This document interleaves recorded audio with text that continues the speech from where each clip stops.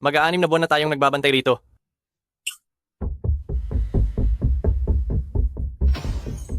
Kapag hindi pa natin nakuha ang sahod natin, wala na tayong pambili kahit lugaw man lang.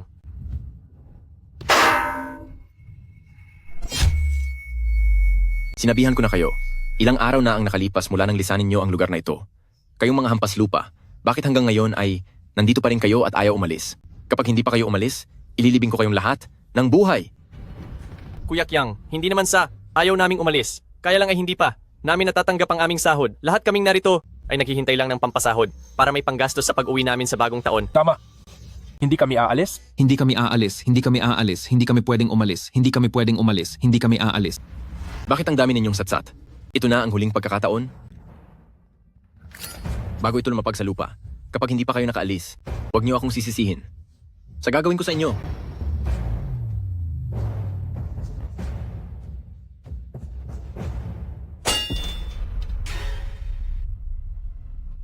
May pabuya ang makakabaldado sa kanila. Gawin niyo ang gusto niyo at ako ang mananagot kapag may namatay. Bubugin niyo sila hanggang mamatay. Sa Klolo.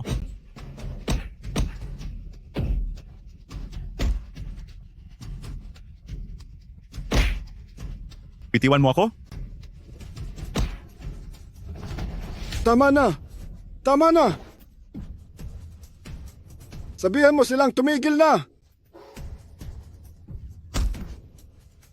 Ayos ka lang ba?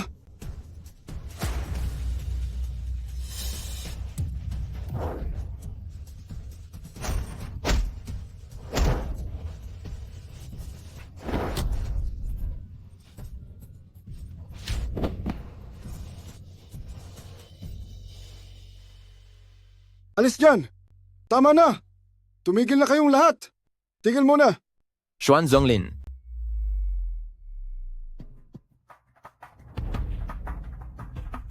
Ang pagbangga mo sa akin ay pagbangga na rin kay Sir Jiang. Hinding-hindi ka makakaalis ng buhay dito sa lungsod ng Siam.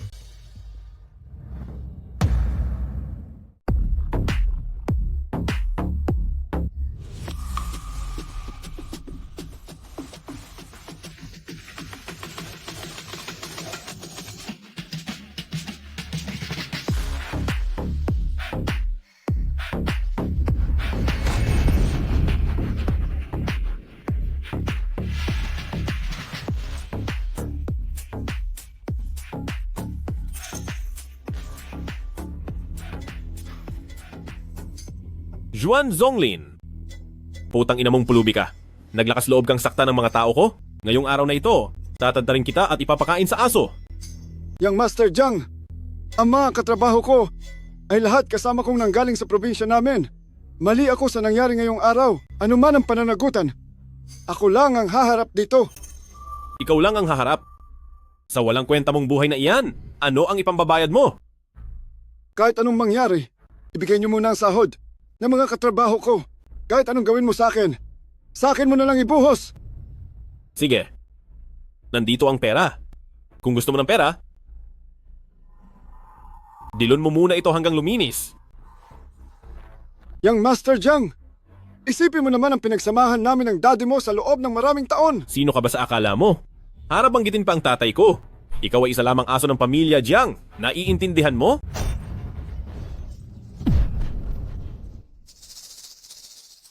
Juan Zonglin, napakaswerte mo talaga. Napakahalaga ng alak na ito. Ang buong taon mong sahod ay hindi sapat para pambili ng isang bote nito.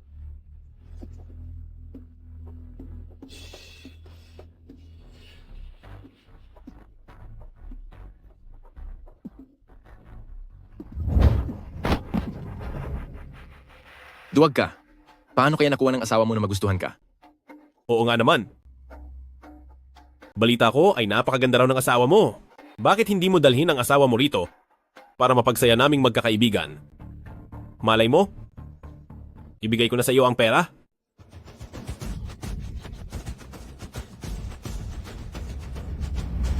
Papatayin kita! Xuan Zonglin, subukan mo lang akong hawakan. Papatayin ko ang buong pamilya mo. Jiang Yuan, ayaw ko ng gulo. Ang mga katrabaho ko ay mga taong nagtatrabaho kasama ko. Ngayong araw ay kailangan kong makuha ang pinaghirapang pera nila. Sige. Nandiyan ang pera. Salamat po ate. Heto ang sayo? Heto o Salamat. Pagbutihin niyo ang trabaho. Halika rito.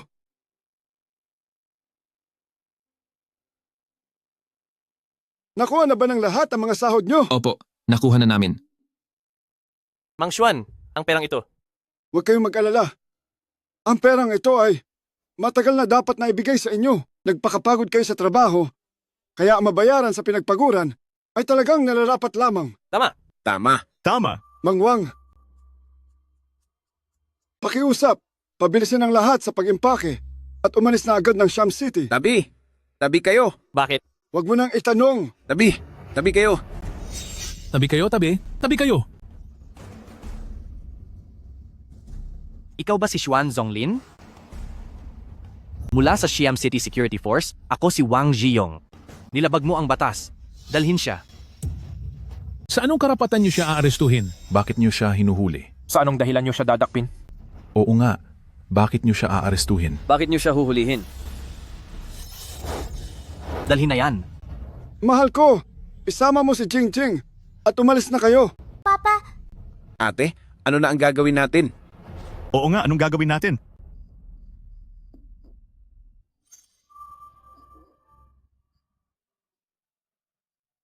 Lina, ang pera sa pagkakataong ito, ilang buwan na naming hinihingi, pero hindi pa rin naibabalik sa amin. Ngayong araw, nagkaroon pa kami ng gulo sa mga tauhan ni Young Master Jiang. Kilala ang ugali niya, kaya hindi siya ganoon kadaling malalabas ng pera para sa atin. Pero ibinalik ni Lao Xuan ang perang ito. Ang bagay na ito ay siguradong hindi ganoon kasimple. Siguro ay nagalit sa kanya si Sir Jiang. Kahit na nagalit si Sir Jiang, bakit ang security team ang kumuha sa kanya? Masyadong malakas ang Longteng Group, hawak nila pati ang batas. Sama-sama silang lahat sa kabulukan. Anong gagawin natin ngayon? Ang mga paraan ng security team ay nabalitaan ko na. Si Kuya Xuan ay baka. Lina, huwag kang mag-alala. Inilabas tayo ni Lao Xuan mula sa probinsya at tinulungan tayo magtrabaho para kumita. Kaya kahit anong mangyari, gagawin namin ang lahat para mailigtas siya. Tama ate, huwag kang mag-alala. Kailangan nating iligtas si Kuya Xuan. Pero Kuya Defa, paano natin gagawin yon? Ang punot dulo nito ay itong pera para sa sahod natin. Kung ibabalik natin ang pera, baka sakaling pakawalan ni Sir Jiang si Lao Xuan. Tama, ano pang hinihintay natin? Ilabas nyo ang mga sahod na nakuha nyo ngayong araw. Sige. Sige. Ate, ito ang sa akin. Ito ang sa akin. Ito ang sa akin. Ito ang sa akin. Ito ang sa akin. Ito ang sa akin. Sa akin. Sa akin. Sir Wang, parang hindi ito ang daan. Papunta sa security team. Tama ka, ito ay daan patungo sa hukay.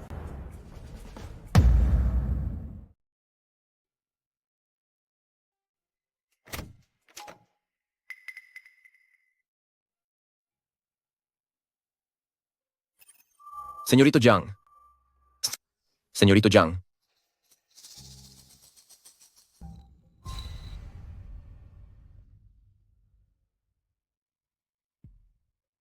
Itaas mo ang iyong ulo.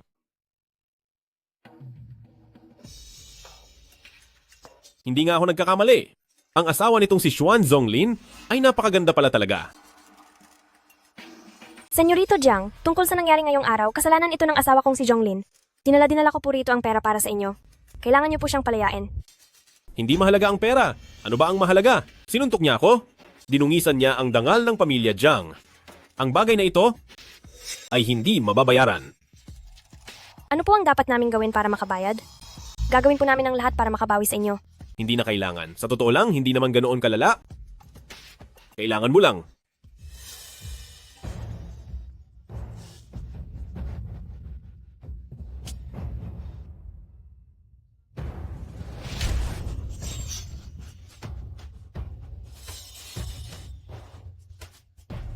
Sumunod, Huwag!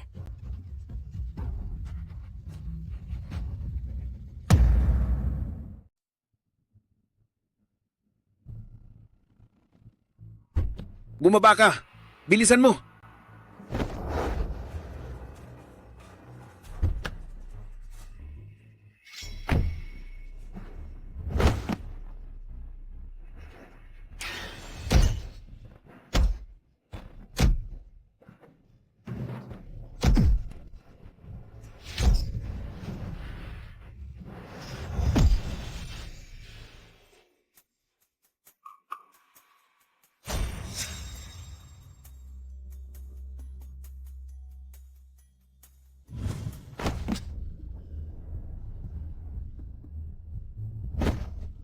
Sabi ni Batang Presidente Jiang na kailangan mong maglaho sa mundong ito. Pero malas mo lang dahil wala ako sa mood ngayon. Kaya itong bugbog na ito ay galing sa akin.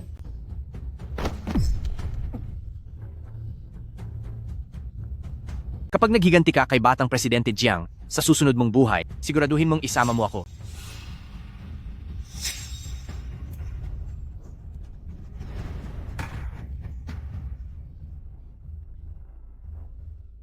Tigil. Matandang Presidente Jiang.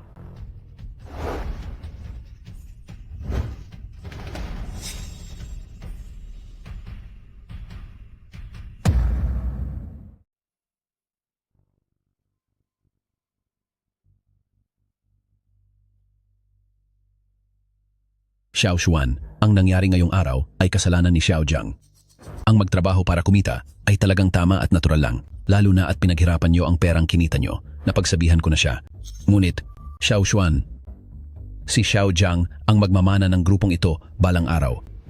Sa ginawa mong pananakit sa kanya, hindi mo nirespeto ang pamilyang Jiang. Boss Jiang, ang tungkol sa bagay na ito, handa akong harapin ito ng mag-isa. Nakikiusap ako sa inyo. Pakawalan niyo na mga kasamahan ko sa trabaho. Sige. Sa usaping ito, may kasalanan din si Xiao Jiang. Naparusahan ka na rin naman, kaya kalimutan na natin ito. Salamat, Boss Jiang. Pero, Xiao Xuan, may hihilingin pa sana ako sa iyo. May kinakaharap na problema si Xiao Jiang. Kailangan mong akuin ang responsibilidad para sa kanya.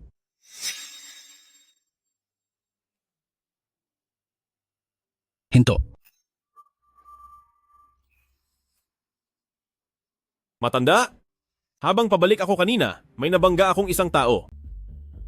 Ang kunat ng buhay ng taong iyon. Pagkatapos, bumalik ako at muli siyang sinagasaan ng kaunti lang. Nakaka-excite. May video ako nito.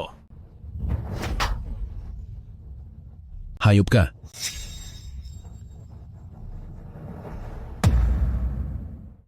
Basta mananatili ka lang ng payapa sa loob ng ilang taon, sisiguraduhin kong hindi magugutom ang iyong asawa at anak.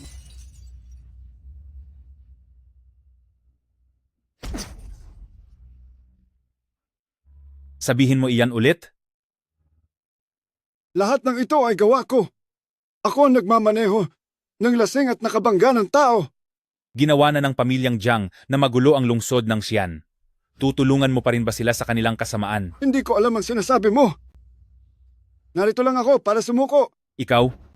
Magsisisi ka. Sir Lee!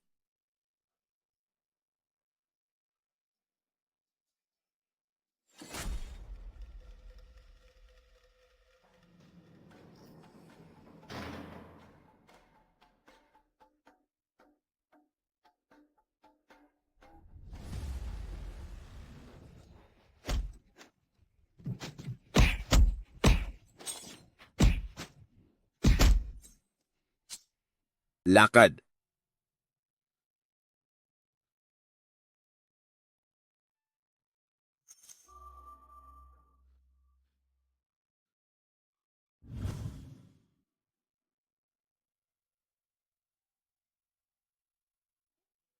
Nakabalik ka na? Xiao Jing, tingnan mo kung ano ang binili ni Papa. Wow! Malalaking sopaw ito. Bakit ang dami mong binili? Kakaunti lang ang makakain ni Jingjing. Nitong mga nakaraang araw, nakita kong pumayat ka na naman. Halika, kumain ka rin. Papa, gusto kong kumain ng malalaking sopaw araw-araw simula ngayon. Sige, sa hinaharap, mag-iipon si Papa ng mas maraming pera para bilhan ka ng maraming malalaking siopaw. Ayos ba? Opo. Huwag kang tumakbo.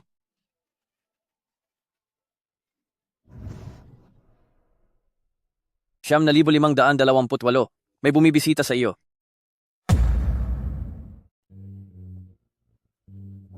Nagkita tayo ulit. Huwag kang magulat. Sinadya talaga kitang puntahan para makita ka. Dahil, tinulungan mo ako ng ganito kalaki, di ba? Mukhang ang mga tauhan ko ay maayos ang pag-aalaga sa iyo. Nang makita kong hindi maganda ang kalagayan mo, napanatag na rin ako. Ay oo nga pala. Ang asawa mo ay napakasarap. Hayop ka! Huwag kang mag-alala. Aalagaan ko ang asawa mo ng mabuti. Gago ka talaga!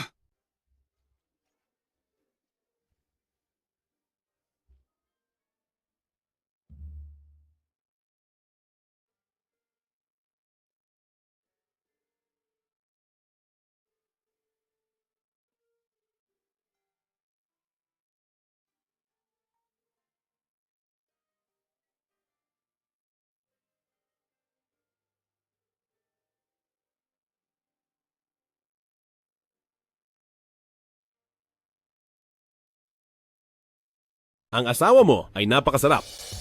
Siguradong ako na ang bahalang mag-alaga sa kanya para sa iyo.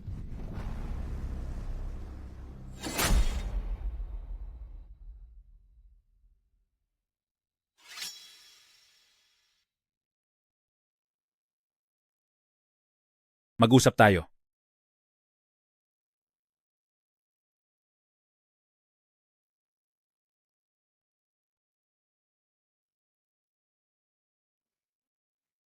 Tara, pumunta tayo sa bahay ko.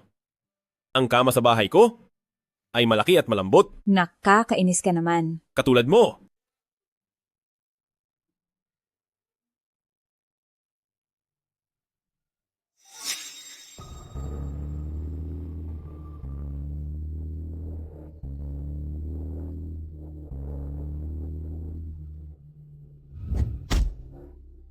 Marunong ka bang magmaneho? Hayop ka? Papatayin kita, gago ka.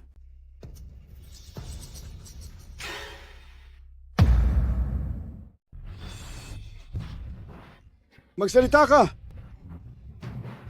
Anong sasabihin ko? Magsasalita ka ba o hindi?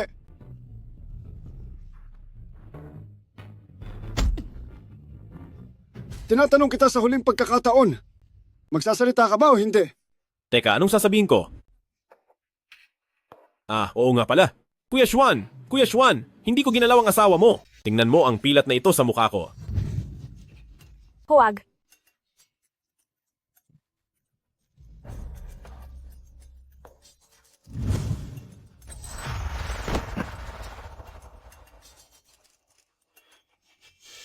Tingnan mo ang pilat na ito sa mukha ko. Sumpa man sa langit, siya ang may gawa nito.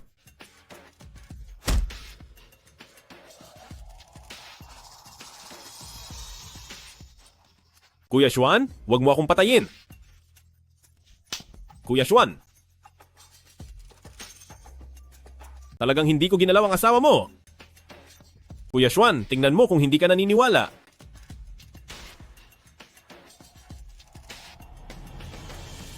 Maaari kitang patawarin sa pagkakataong ito. Pero, ang lahat ng krimen na nagawa mo, sabihin mo ang lahat. Magsasalita ako. Magsasalita ako. Lasing ako noong panahong iyon, nakabangga ng tao, at ikaw ang nakulong para sa akin. At mayroon pa. Kaya pala ang pamilyang Jiang nyo ay nakagawa ng napakaraming kasamaan. Ano pa? Wala na. Binabalaan kita. Kapag muli mong ginalaw ang pamilya ko, ito ang magiging libingan mo.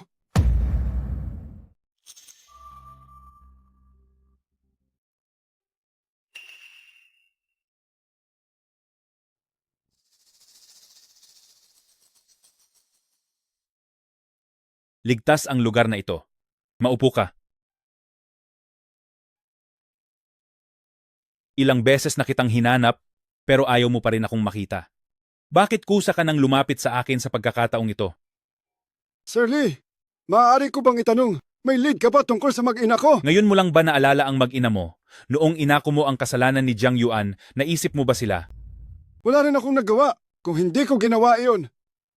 Hindi nila ako lulubayan. Pati na ang mag-ina ko at ang iba pang mga kasamahan ko sa trabaho. Pero pinakawalan ba sila ng pamilyang Jiang? 5 taon na ang nakararaan.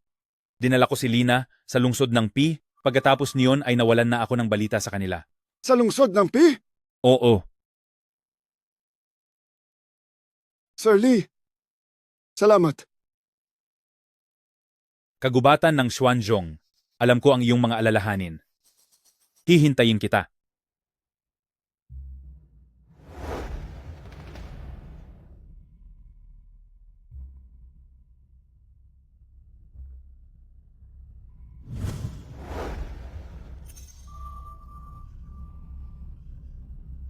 Xiao Yuan, Matanda. Kinuha ni kagubatan ng Xuanzong ang cellphone ko.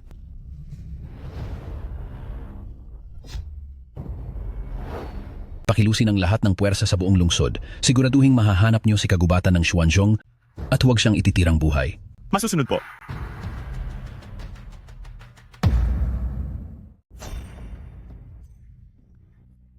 Sige po. Sige po. Lintik na walang silbi. Isang buwan na, hindi mo pa rin mahanap ang isang tao. Buisit. Batang Presidente Jiang, 3 beses na kaming naghanap sa lungsod ng Xi'an. Baka umalis na sila kaya hindi natin sila mahanap? E di hanapin nyo sa buong mundo. Tara! Hahanapin na, hahanapin na. Tara na, tama. Tara.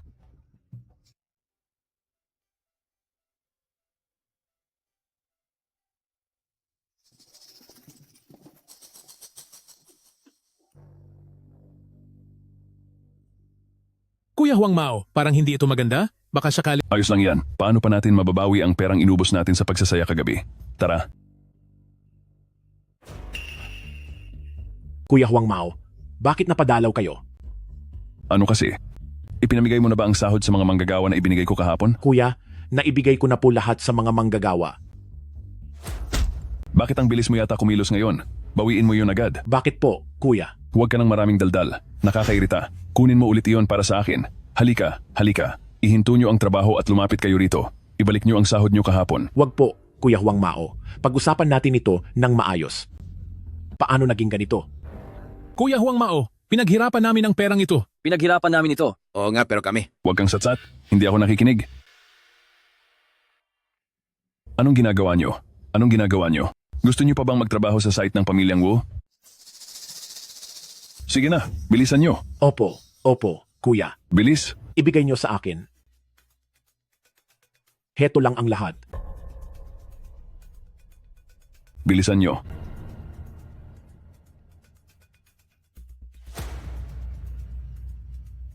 Sino ka ba sa tingin mo? Kaibigan, bakit mo kinuha ang pera nila?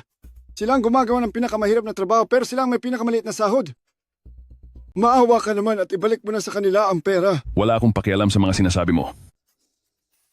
Sugurin niyo siya. Sandali lang. Huwag.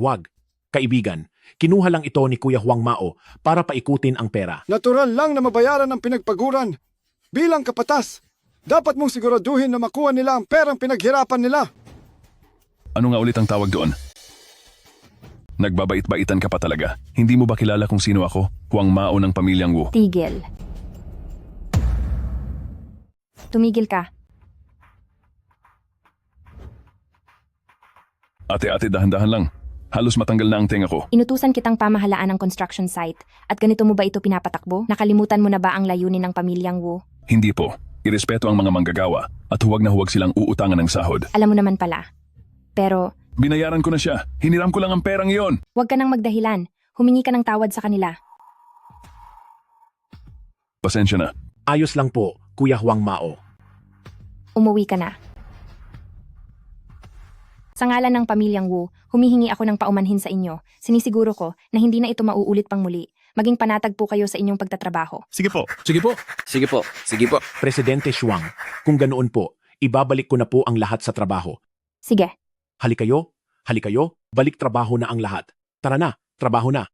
Sandali lang po, kaibigan. Nakita kong may pananagutan ka sa iyong ginagawa. Ako si Wu Shuang, ang presidente ng grupong Wu. Ito ang aking business card.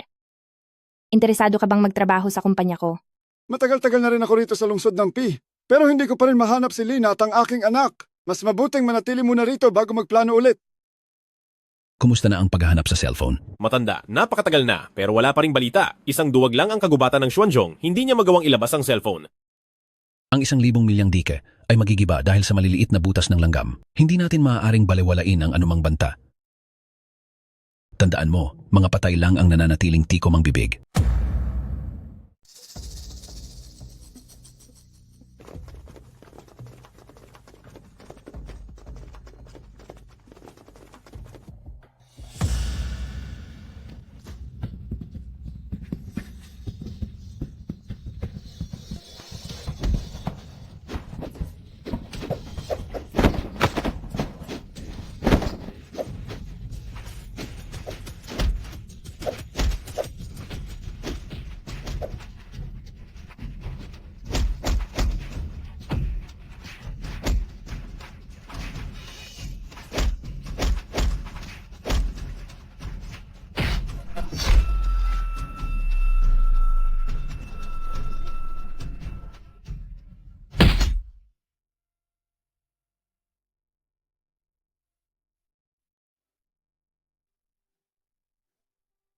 Ayos ka lang ba, ate? Ikaw talaga.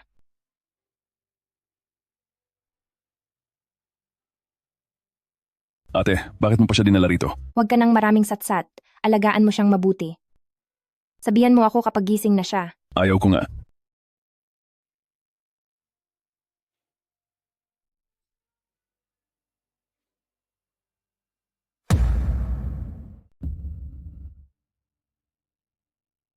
Papa, bakit hindi ka pa nagpapahinga ng maaga? Ang pagliligtas mo sa kanya ay hindi ganoon kasimple. Alam ko kung ano ang magiging bunga nito. Pero naniniwala ako na kung kayo man ang nasa posisyon ko, gagawin niyo rin ito. Ang impluensya ng pamilyang Jiang ay lalong lumalakas. May kapit sa gobyerno at kontrolado ang lahat. Ngayong nakagawa ka na ng desisyon, buong puso kitang susuportahan ni Papa. Salamat, Papa. Manager Jiang, malapit na sana naming mahuli nang biglang lumitaw ang mga tao ng pamilyang Wu at inagaw ang tao. Ngayon, kung gusto nating mahuli ang tao, kailangan nating harapin ang pamilyang Wu. Naglalakas loob ang pamilyang Wu, nakalabanin ang pamilyang Jiang ko. Kung hindi lang naging maawain ang matanda noon, wala na sana ang pamilyang Wu ngayon. Matanda, ipaubaya niyo sa akin ito. Ngayon din ay magsasama ako ng mga tao para durugin ang pamilyang Wu. Padalos-dalos ka. Huwag mo nang pakialaman ang bagay na ito. May sarili na akong plano.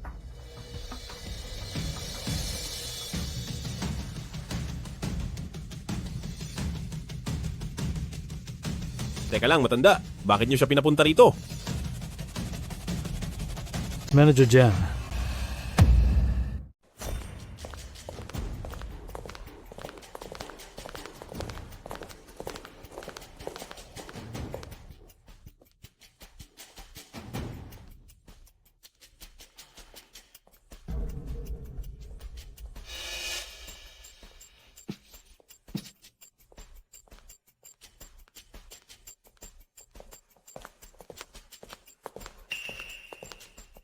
tabi. Pasensya na, nag-utos ang aming panganay na binibini na walang sino man ang maaaring pumasok. Tingnan ko lang kung sinong mga has gumalaw.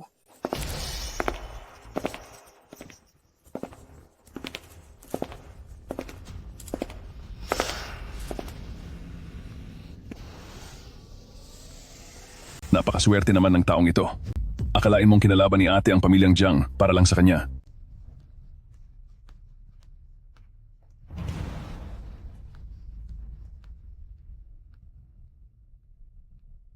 Matagal na tayong hindi nagkita. Panganay na binibining Wu. Matagal na rin tayong hindi nagkita. Panganay na binibining Wu. Bakit nagdala ka pa ng ganito karaming tao? Kaya pala nandito ka, para sa pamilyang Jiang at kukuha ng tao sa pamilyang Wu. Panganay na binibining Wu. Mahilig ka talaga magbiro. Dito sa lungsod ng Pi, sino pa ba ang may lakas na kumuha ng tao sa pamilyang Wu? Siyempre, kung kusa mong pakakawalan ng tao, panganay na binibining Wu, sa tingin ko ay hindi ka magkakaroon ng atraso sa pamilyang Jiang. Inyong pamilyang Jiang? Kailan ka pa naging Jiang ang apelyido? Dapat sana ay Wu ang apelyido ko. Pero, ang apelyidong iyon, ay, naalala ko na. Pinilit ako ng inyong pamilyang Wu. Ang inyong pamilyang Wu ay sadyang walang mga mata. Noong mga panahong iyon, marami akong ginawa para sa inyong pamilyang Wu. Pero sa huli, pinalayas niyo pa rin ako. May ginawa para sa aming pamilyang Wu? Ang tinutukoy mo ba ay ang pagpatay at pagsunog at ang mga paraan ng pagkidnap at pagpaslang? Sa mundong ito ngayon, ang mahalaga ay ang pagiging mabilis. Gamitin ang pinakasimpleng at pinakamalupit na paraan para ayusin ang pinakamahirap na mga problema. Resulta ang mahalaga sa lahat. Pero ano naman ang inyong pamilyang Wu? Pinapahalaga nyo walang kwenta mga prinsipyo, mga hangganan at katapatan? Para sa akin, lahat ng iyon ay pakitang tao lamang ng inyong pamilyang Wu. Kung wala man lang kahit katiting na prinsipyo at hangganan, hindi lang sa pagnenegosyo, kahit sa pagiging tao, ay hindi ka karapat-dapat. Napakatalim talaga ng dila mo. Gusto ko yan. Sabihin mo, panganay na binibining Wu, dapat ba kitang purihin dahil sa iyong pagiging inosente o dahil sa iyong kahangalan? Para sa isang taong walang silbi, sulit bang sirain ang buong pamilyang Wu? Ang halaga ng mga tao sa aming pamilyang Wu ay hindi mo kailangang tukuyin. Hanggat siya ay manggagawa ng aming pamilyang Wu, proprotektahan namin siya sa abot ng aming makakaya. Bukod pa doon, sa usapin ng paglaban sa pamilyang Jiang, interesado talaga ako riyan. At saka, sa usapin ng paglaban sa pamilyang Jiang, talagang interesado ako. Interesado? Sa bansang Nanyang, Ang pamilyang Wu ninyo ay parang maliit na langgam lang at nagagawa niyo pang mangarap na yanigin ang malaking puno ng pamilyang Jiang. Hindi mo ba naiisip na nakakatawa yon? Eh di subukan mo. Sige, dahil wala na tayong dapat pag-usapan, huwag mo akong sisisihin kung hindi na ako titingin sa dati nating pinagsamahan. Huwag mong kakalimutan na lungsod ng Pi ito.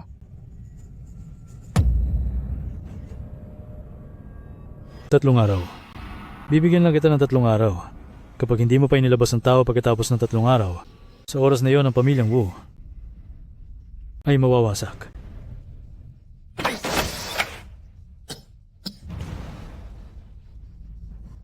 Nagpakapagod ang pamilyang Jiang para hanapin ka. Gusto mo bang ikwento iyon sa akin? Ang galing mo talaga, Laoxuan. Naglakas loob kang kalabanin ang pamilyang Jiang ng mag-isa? Idolo talaga kita. Kung hindi mo mamasamain, simula ngayon, ikaw na ang tatay-tatayan ko at ako naman ang kuya mo. Ate. Ano bang mga pinagsasabi mo? Bilisan mo at asikasuhin mo na ang paglabas sa ospital. Ate, napakabait mo sa kanya. May gusto ka siguro sa kanya, no? Wala kang galang. Dahan-dahan lang.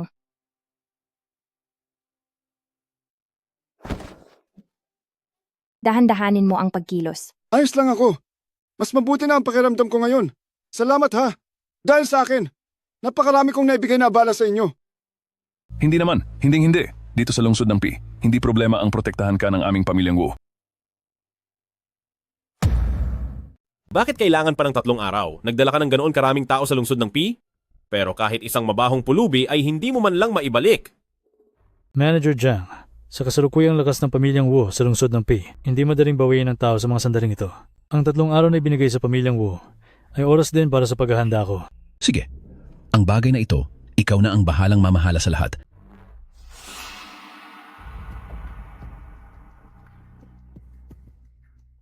Ano ang iniisip mo? Manager Wu, Mag-ingat ka sa sugat mo. Maupo ka. Bakit? May gumugulo ba sa isip mo? ako. Alam ko ang iniisip mo. Manatili ka lang dito ng panatag at magpagaling ka ng mabuti. Sa lungsod ng Pi, ang pamilyang Wu pa rin ang masusunod. Nagsimula ang lahat dahil sa akin. Maayos na ang pakiramdam ko at halos magaling na ang mga sugat ko.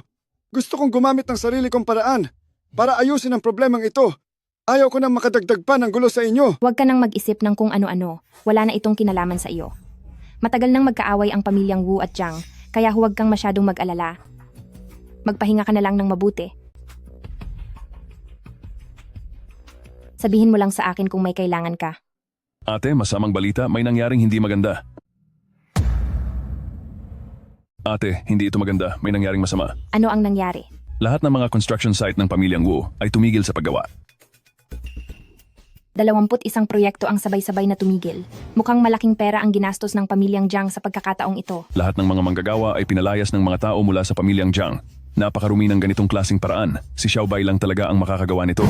Sobra na talaga silang mga pi. Ang penalty para sa paglabag sa kontrata ng 21 proyekto ay sapat na para mabangkarote ang ating grupo. Ate, pupuntahan ko si Xiaobei para tapusin siya. Mga negosyante tayo, hindi tayo sindikato. Kung sa ganitong paraan natin lulutasin ang lahat ng problema, ano pa ang pagkakaiba natin sa grupong Longteng? Ano ang pamilyang Jiang ng grupong Longteng? Marami akong binubuhay na matatanda at bata sa pamilya ko. Manager Wu, pasensya na po, aalis na ako. Paumanhin po, Manager Wu. Pipiliin ko na rin ang magbitiw sa trabaho. Mayroon pa bang gustong umalis?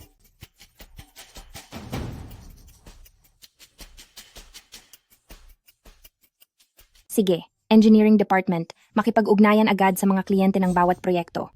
Finance Department, ilabas ang lahat ng pondo na maaaring gamitin para paghandaan ang anumang pangangailangan. Pag-usapan kung maaaring i-extend ang deadline. Wu Feng, ayusin mo ang problema sa mga construction site. Humanap ka agad ng mga bagong manggagawa para sa trabaho. Ako po? Ate, sobrang hirap naman ang trabahong ito. Kaya ko ba talaga ito? Marahil ay may maitutulong ako. Ay, kayo ba ay mga tauhan ni Kuya Qiang mula sa grupong Longteng? Alam ko na ang ibig ninyong sabihin. Pinagbakasyon ko na ang mga manggagawa. Huwag niyo na akong saktan. Pakiusap. Kami ay mula sa Federasyon ng Konstruksyong Panlungsod. Mga tauhan ni Presidente Shuang. Ang tinutukoy mo bang Kuya Bai ay si Xiao Bai? Mga tauhan kayo ni Presidente Shuang? Huwag niyo naman po akong sisihin. Bigla kasing nanggulo itong grupong Longteng. Wala rin kaming magagawa. Nagbabala na ang Kuya Bai na iyon. Sabi niya, kapag may naglakas loob pang magtrabaho, ay gagawin silang halimbawa. Sinabing papatayin sila sa bugbog. At sa mga hindi naman magtatrabaho, sabi niya, ay bibigyan pa niya ng dobleng sahod. Ang mga manggagawang ito ay may mga pamilyang binubuhay, hindi madali ang maghanap buhay para lang may makain. Kapag nagtrabaho, bubugbugin. Kapag hindi nagtrabaho, may pera pang makukuha. Ano pa ba ang dapat nilang piliin? Wala talagang magagawa, di ba? Hindi pwede, hindi pwede, hindi pwede. Gusto makipag-usap ni Presidente Jiang sa inyo tungkol sa pagpapaliban ng araw ng turnover. Nakalagay ng malinaw sa kontrata at walang duda, hindi pwedeng i-extend. Paumanhin. Labas, labas, labas.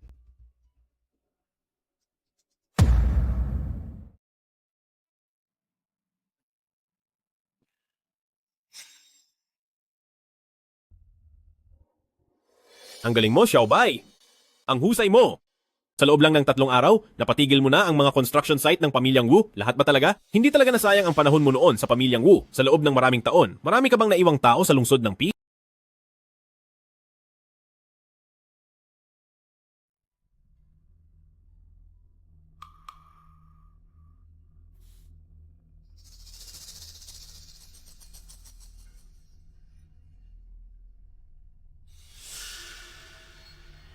May trabaho pa ako mamaya. Kaya hindi muna ako iinom. Ano pa ang gagawin mo? Ang lahat ng labor dispatch company sa lungsod ng Pi at pati mga logistics company ay napasuko mo na, di ba? Kahit gaano pa kagaling o kaimpluwensya ang grupong Wu, wala na rin silang magagawa para mabawi pa ito. Ahahaha!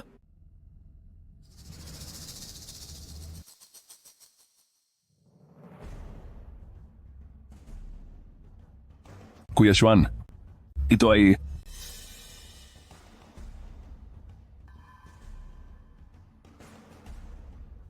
Dahil wala tayong mahanap na tao, tayo na lang ang gagawa nito. Kahit 2 lang tayo. Hindi tayo pwedeng sumuko. Bungkalin mo ang buhangin iyan. Sige.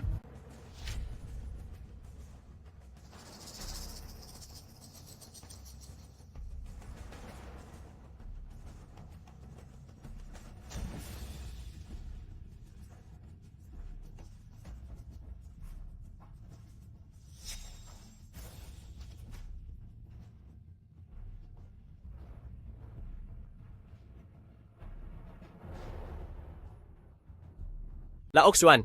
Kuya Xuan. Kuya Xuan, nandito na kami. Kuya Xuan, narito na kami. Narito na. Lawang, bakit kayo narito? Nabalitaan namin kailangan nyo ng mga tao sa lungsod ng Pi, kaya sabay-sabay kaming pumunta rito. Ang mga trabahong hindi kayang gawin ng mga lokal na manggagawa, kami ang gagawa. Gagawa kami. Gagawa kami. Mga kapatid, kunin ang mga kagamitan at magtrabaho na. Trabaho na? Trabaho, trabaho. Trabaho. Mga kapatid, itaas ang mga manggas at magtrabaho ng mabuti. Hiya-hiya.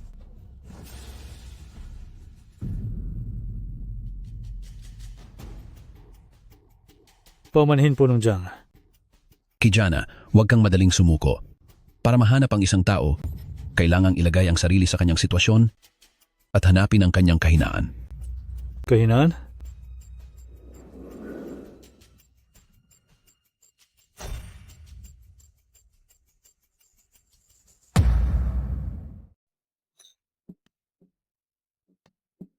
Mga kasama, may sasabihin lang ako.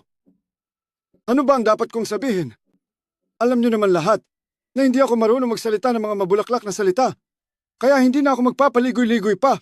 Idaan na lang natin sa tagay ang lahat. Inom tayo. Tagay. Kampay. Kampay.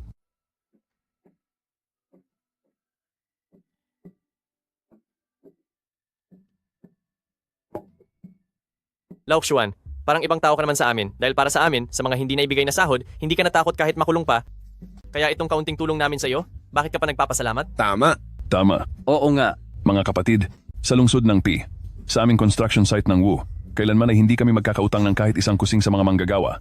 Kampay. Sige, kampay-kampay. Oo nga. Sige, kampay-kampay. Sige.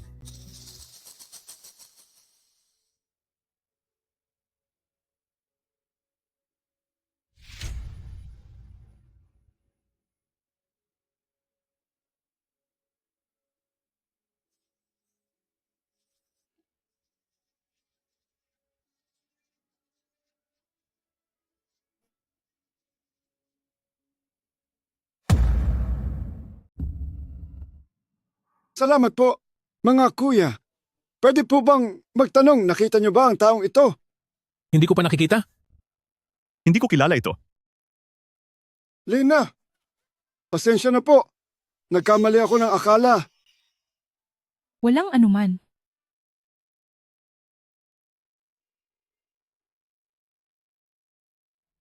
Bakit hindi natin mahanap ang taong ito? Siguradong mahahanap natin siya. Saan niyo nakuha ang litratong iyan? Kaninong zipper ng pantalon ang bukas at lumabas ka tuloy riyan? Bodyguard 3, ano bang pakialam mo? Itatanong ko sa iyo ulit. Saan nakuha ang litratong iyan?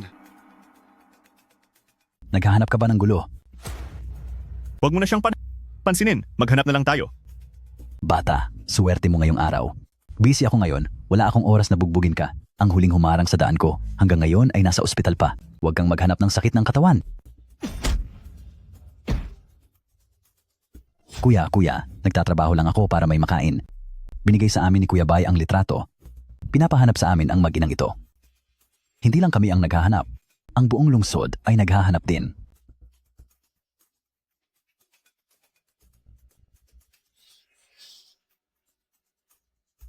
Ako si kagubatan ng Xuanchong.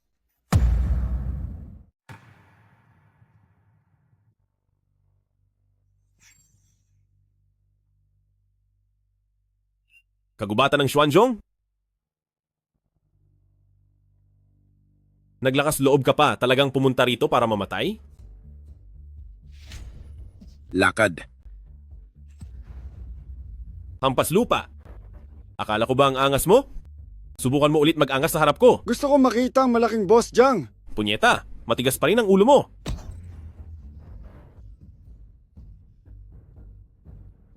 Maniwala ka man o hindi, ay sasaksakin kita ngayon din. Huwag kang padalos-dalos.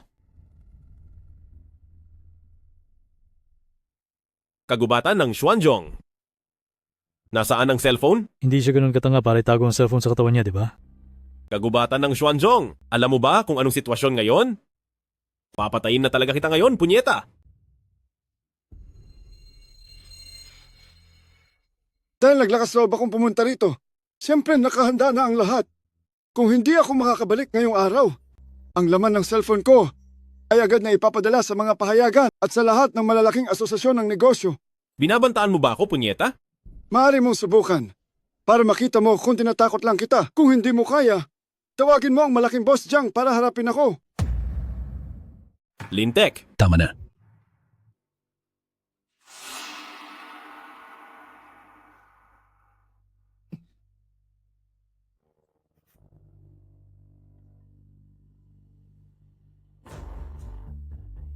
Kagubatan ng Xuanzhong. Bakit mo kailangang kalabanin ng pamilyang Jiang? Huwag ka nang gumawa ng mga bagay na makakasakit sa mga mahal mo sa buhay at magpapasaya lang sa iyong mga kaaway. Basta ibigay mo lang ang cellphone, ang lahat ng ating nakaraang atraso ay kalimutan na natin. Ano sa tingin mo? Kaibigan, sa tingin mo ba ay maniniwala pa ako sa iyo?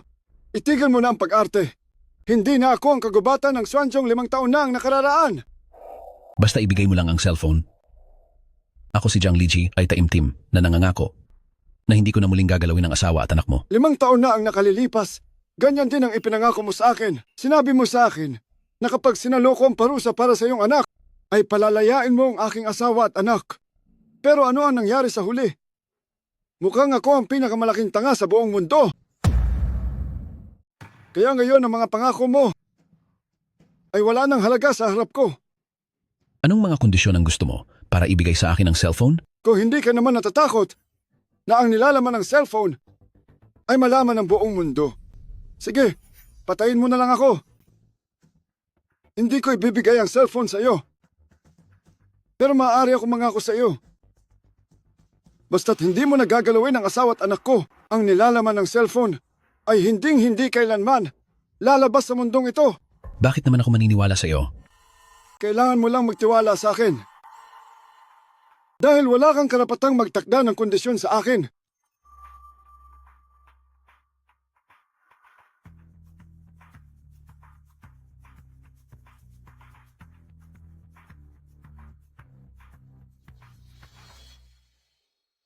Ang mga naglakas loob kay Jiang Lizzy na makipagnegosasyon ay wala pang nabubuhay hanggang ngayon at hindi eksepsyon si kagubatan ng Xuanzong. Laoxuan, talaga naman no? Paano mo nagawang baliwalain kaming mga kapatid mo? Sina Lina at Xiaojing ay hindi lang basta pamilya mo, kundi pamilya rin sila nating lahat, hindi ba? Oo nga, tama iyan. Oo nga. Dapat ay kasama kami ng mga kapatid mo, Kuya Xuan, para may nag-aalaga sa isa't isa. Hindi sa ayaw kong humingi ng tulong sa inyo, ngunit may mga bagay na ako lang ang dapat gumawa. Talagang mapang-api itong pamilyang Jiang. Wala ba talagang sinumang makakapigil sa kanila? Mapigil? Ano naman ang magagawa natin para pigilin sila? Dito sa lungsod ng Pi ay may pamilyang Wu na pwedeng lumaban, ngunit nandoon sila sa panig ng lungsod ng Xi'an. Kagubatan ng Xuanzong. Tingnan mo kung sino ang dinala ko para sa'yo.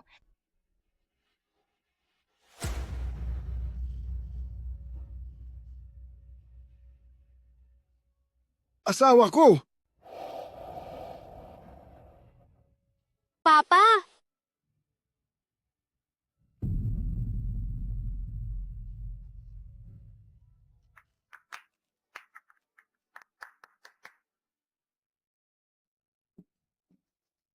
Hindi naging madali ang mga nakaraang taon na kailangang magpalipat-lipat ng tago kasama ang bata. Hindi ito mahirap, hindi. Xiaojing, kilala mo pa ba si Tito?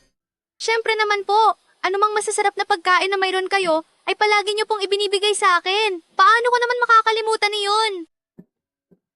Napakabait na bata. Heto, may candy ako para sa iyo. Manager Wu, maraming salamat sa iyo. Kung hindi dahil sa iyo, ay talagang hindi ko alam kung kailan ko pa sila mahahanap. Marami ka ring naitulong sa akin. Huwag ka nang magpasalamat. Ito ang bahay na inihanda ng kumpanya para sa inyong pamilya. Sapat na ang dami ng naitulong mo sa akin. Ang bahay na ito ay hinding-hindi ko talaga pwedeng tanggapin. Isa kang ganap na lalaki na kayang tiisin ang hirap kahit saan, ngunit wala akong pakialam doon. Paano naman sila? Noong nahanap ko sila, nakatira lang sila sa isang luma at sira-sirang bahay. Pero sa kaunting ang ingay lang, sarap! ay kailangan nyo na agad lumikas. Sa loob ng maraming taon, ay sumusunod lang sila sa iyo nang walang permanenteng tirahan. Panahon na para bigyan sila ng isang matiwasay na buhay. Kunin mo na ito.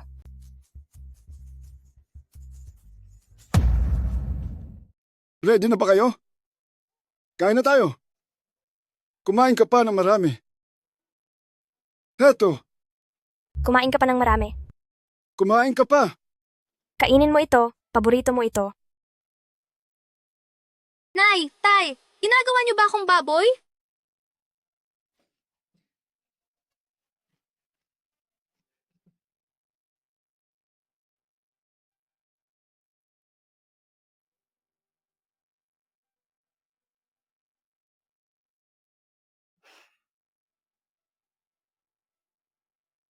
Gabi na, magpahinga ka na. Marami pa tayong oras para makasama si Xiaojing. Gusto ko siya makasama na mas matagal. Marami akong pagkukulang sa kanya noon. Mula ngayon, hindi na muling magkakahiwalay ang pamilya natin. Huwag kang mag-alala. Poprotektahan ko kayong mabuti mula ngayon. Hindi na tayo muling magkakahiwalay kailanman. Oo nga pala. Masyado nang marami ang naitulong ni Manager Wu sa pamilya natin. Hindi natin pwedeng tanggapin ang bahay na ito. Pero, Huwag kang mag-alala sa amin. Nitong mga nakaraang taon na kasama kita, anong hirap ba sa construction site ang hindi natin naranasan? Basta't magkakasama ang pamilya natin, sapat na yon para sa akin. Naniniwala ako na magkakaroon din tayo ng sarili nating tahanan sa hinaharap.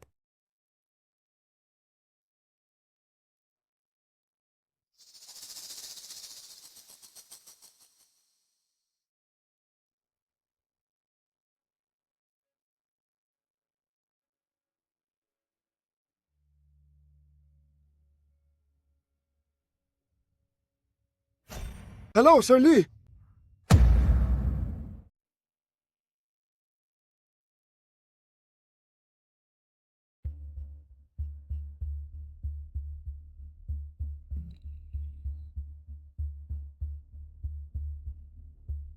Sige.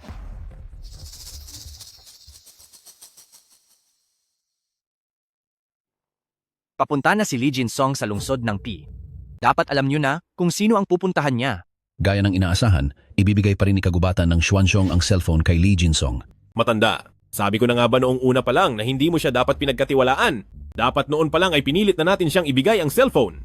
Dapat ay pinatay ko na lang siya agad sa construction site. Kung maglalakas loob si kagubatan ng Xuanzong na ibigay ang cellphone, siguradong nahanap na niya ang kanyang asawa at anak. Kaya wala na tayong paraan para hawakan siya sa leeg. Ang prioridad natin ngayon ay pigilan ang pagkikita ni na Lee Jin-song at kagubatan ng Xuanzong. Kapag nakuha na ni Lee Jin-song ang cellphone, magiging mahirap na rin ito para sa akin. Ganito ang gawin natin, tipunin ang lahat ng tauhan at dumiretso sa lungsod ng P para ang pamilya ni kagubatan ng Xuanzong, pati na rin ang Lee Jin-song na iyan, ay ubusin na nating lahat ng sabay-sabay. Pagkatapos ay bawiin ang cellphone, hindi ba tapos na ang problema? Xiaobai? Para sa kanyang pamilya, si kagubatan ng Xuanzong ay handang mamatay. Pero mas mahalaga ang buhay natin kaysa sa kanya. Sa tingin ko ay hindi kailangang lumaban ng harapan. Ano ang pinakamagandang plano rito? Dalawang planong gagawin natin. Magkahiwalay na kilos. Una ay pigilan ang pagkikita nila ni Lee Jin-song. At pangalawa ay maghanap ng tao na dudukot sa kanyang asawa at anak. Sigurado ako na mapipilitan siyang ibigay ang cellphone. Ipaubayan niyo sa akin ang babaeng iyon mamaya. Sakto at may utang pa siyang dapat bayaran sa akin.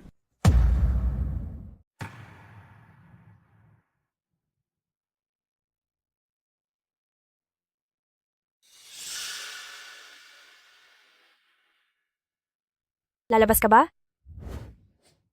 Inimbitahan ko si Presidente Shuang na kumain dito sa bahay. Sige. Mahal. May lalakarin na ako, sandali. Babalik din ako agad. Oy, mahal.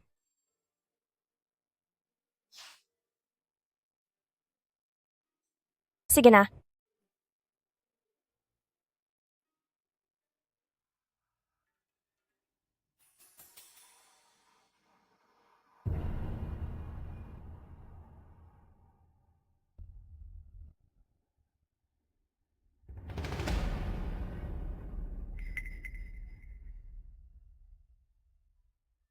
Sa totoo lang, dapat ay mas maaga ko pa ito na ibigay sa'yo.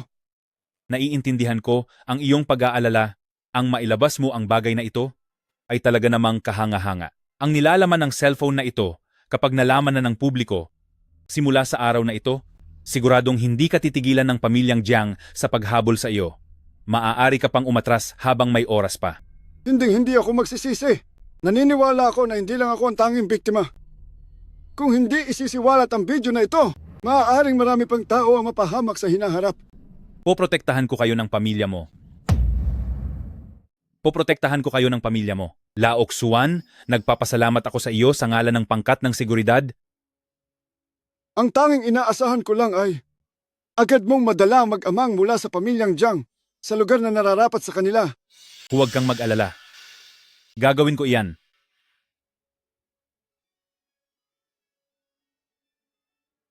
Kagubatan ng hindi ka ba natatakot na may mangyaring masama sa asawa at anak mo habang wala ka? Hello? Hello? Baka may nangyaring masama sa pamilya ko. Laok Suan, sasama ako sa iyo.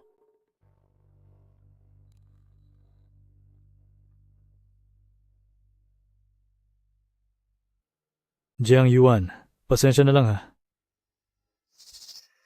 Ate, ibinalik talaga ng mga katrabaho ang lahat ng sahod nila noon. Sila Mang Wang at Xiao Huang, talagang tapat sila sa samahan. Isang karangalan para sa akin na narito sila ngayon sa construction site ko.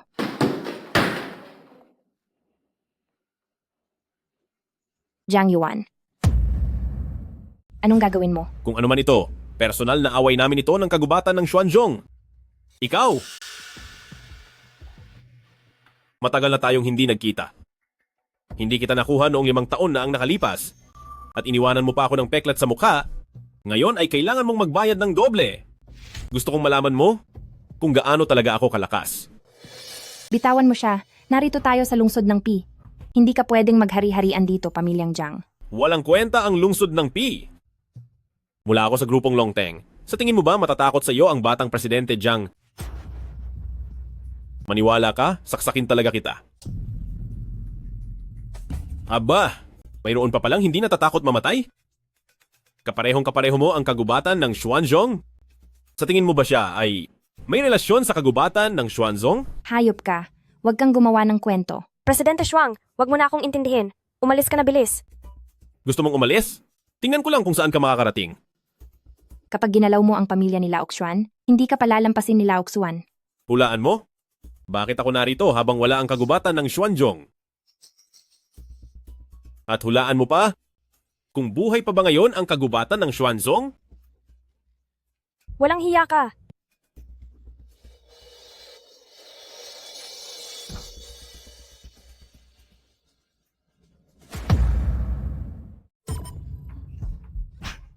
Lina.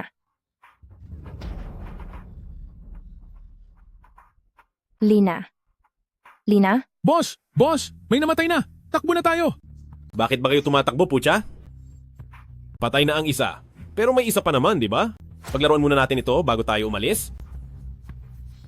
Boss Shuang. Pakisuyo naman. Alagaan mo. Sina Zhonglin at Xiaojing.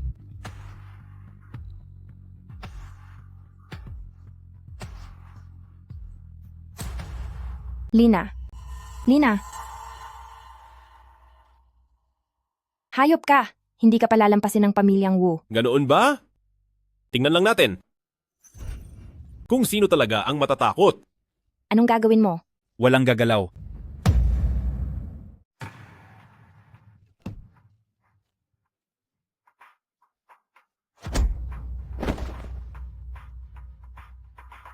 Asawa ko! Asawa ko! Asawa ko!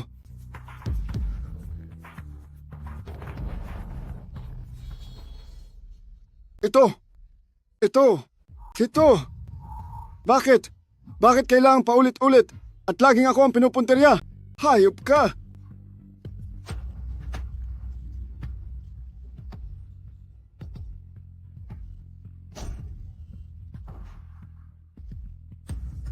Laok Xuan, kumalma ka lang. Kapag pinatay mo siya, makukulong ka rin.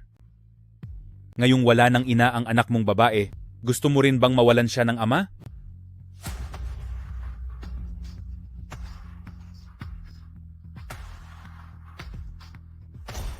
Asawa ko! Asawa ko! Asawa ko!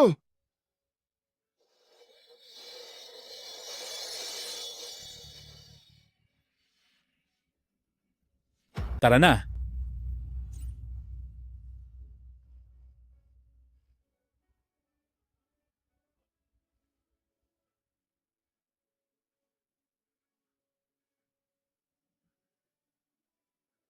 Pamilyang Jiang!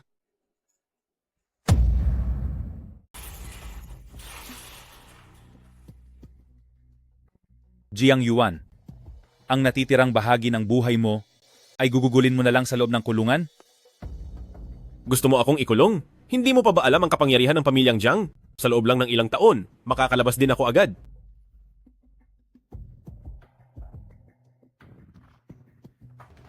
Ang ebidensya sa cellphone na ito, hindi lang ikaw, ang buong pamilyang Jiang ninyo ay tapos na.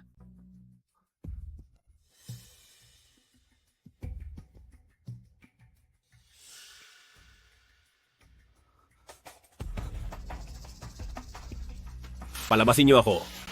Palabasin niyo ako. Pakawalan niyo ako.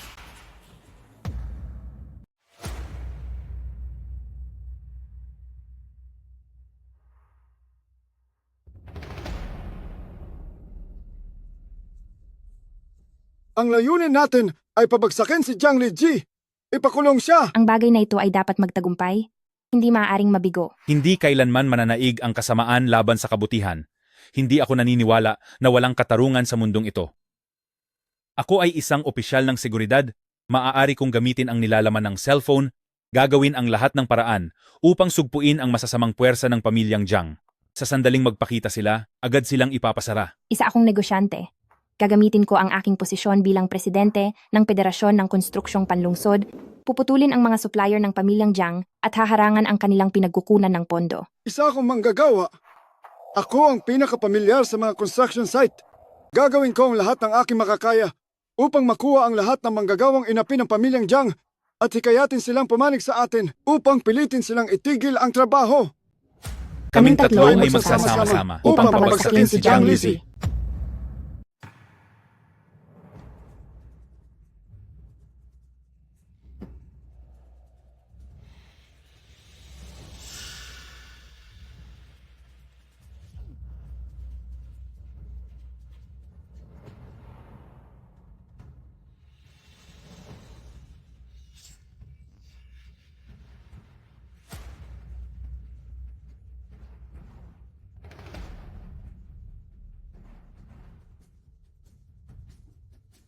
Bakit ba nahuli si Xiao Yuan? Pasensya na po, Manager Jiang. Nabigo po ako. Nabigo ka? Ano kaya ang paraan natin para mailigtas siya? Matandang Presidente Jiang. Nakatutok po ngayon si Lao Li sa kaso ni Batang Presidente Jiang. Ito ay... Sige. Wala akong pakialam kung anong paraan ang gagawin nyo. Kailangan ninyong iligtas si Xiao Yuan. Tingin ko ang pinakadirektang paraan ay ang patayin si Li Jinsong. Sa oras na mamatay si Li Jinsong, mapupunta na ang kaso sa kamay ni Sir Wang. Kung ganoon ay ipinapaubaya ko na ito kay Sir Wang.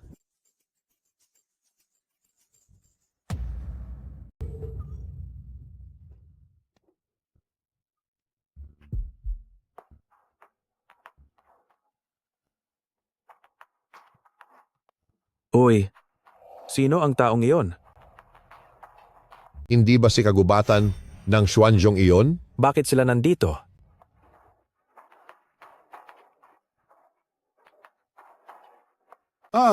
Hello sa inyong lahat. Ako si kagubatan ng Xuanzong. Ngayon, ang grupong Wu ng lungsod ng Pi ay opisyal ng papasok sa industriya ng konstruksyon sa lungsod ng Xi'an. Ang bagong construction site ay kasalukuyang tumatanggap ng maraming manggagawa. Para sa mga kaibigang gustong sumali, magbabayad kami ng dobleng sahod. Kung may mga kaibigang gustong mag-apply, maaari na kayong pumunta dito ngayon para magparehistro. Kilala ko ang taong si kagubatan ng Xuanzong. Matapat siya sa mga kaibigan. Balita ko para matulungan ang mga kasamahan at mabawi ang sahod ay inako niya ang kasalanan para kay Batang Presidente Jiang at nakulong siya ng 5 taon. Narinig ko na rin ang tungkol sa grupong Wu. Kalahati ng mga proyekto sa konstruksyon sa lungsod ng Pi ay sa kanila. Narinig ko sa mga kasamahan sa lungsod na hindi sila kailanman nagkukulang sa pagpapasahod. Tama iyan. Magtrabaho na tayo. Magtrabaho na tayo. Bakit walang kahit sino man lang? Base sa ating mga kondisyon, ay hindi ito makatwiran.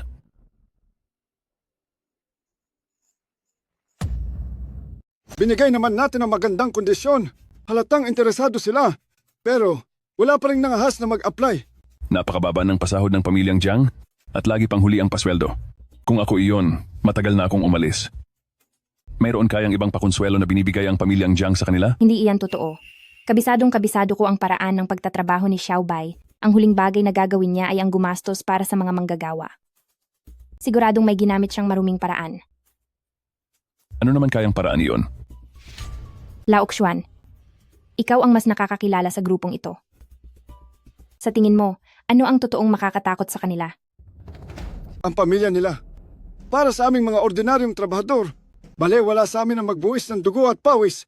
Pero ang tanging inaalala namin ay ang aming pamilya. Huwag mong sabihing, talagang naglakas loob silang mangidnap ng pamilya sa harap ng lahat? Marami nang nagawang ganitong klase ng bagay si Xiaobai, di ba? Talagang nakakagigil ang Xiaobai na ito. Ang pinakamahalaga ngayon ay mahanap ang mga bihag para iligtas ang pamilya ng mga manggagawa at mapalaya sila sa banta ng pamilyang Jiang. Nang sa gayon ay pumayag silang lisanin ang construction site ng pamilyang Jiang. Pero napakalaki ng lungsod ng Xi'an. Saan naman natin hahanapin ang mga kinulong na pamilya ng mga manggagawang iyon? May isang taong nakakaalam.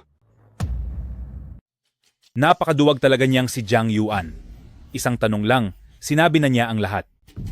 Ay, oo nga pala. Laoxuan, paano mo na lamang alam ni Jiang Yuan ang lokasyong ito? Napakatuso at madaya ng matandang Jiang na iyan. Bukod sa sarili niya, wala siyang pinagkakatiwalaan kahit sino. Ang tanging posibleng nakakaalam ay ang anak niyang si Jiang Yuan. Malinaw kong nakita ang lahat sa loob. Gaya ng sinabi ni Lee, sir. Ano ang sitwasyon sa loob? May 5 o 6 na manggagawang nagbabantay sa loob. At marami ring mga pamilya ng mga manggagawa. Mukhang ito nga talaga ang lugar. Tara na, bilis. Magligtas na tayo ng tao. Teka lang, kailangang sumunod muna tayo sa plano para hindi sila makahalata. Anong plano ba? Alagad ka ng batas. Ano bang kinatatakutan mo? Nangongolekta tayo ngayon ng ebidensya ng krimen ni Matandang Jiang, pagkatapos ay huhulihin natin silang lahat ng sabay-sabay. Pero kulang tayo sa tao. Hindi pa ito ang tamang oras. Ha? Kuya Xuan, narito na ang mga kasama natin. Pagsabihan ng lahat na maghahanda na tayong pumasok. Teka lang. Magplano muna tayo. Mga kasama, hatiin ninyo ang lahat sa 3 grupo. Mamumuno ako sa unang grupo at papasok mula sa kaliwa. Ikaw naman sa pangalawang grupo mula sa kanan. Sige. Ikaw naman sa pangatlong grupo mula sa harap. Sige. Uy, sinubukan ko na kahapon.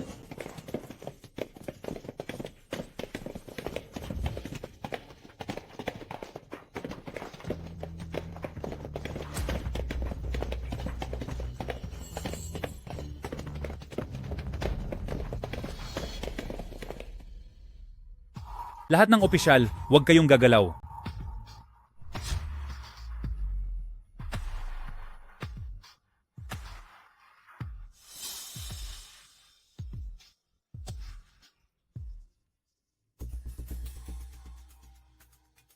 Sir Lee.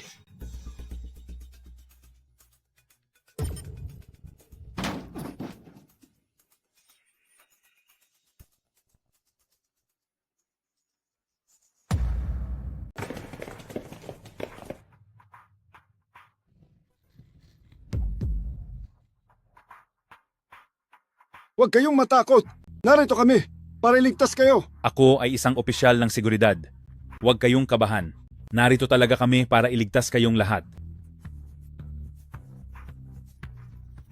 Matandang Wang, ilabas mo na silang lahat.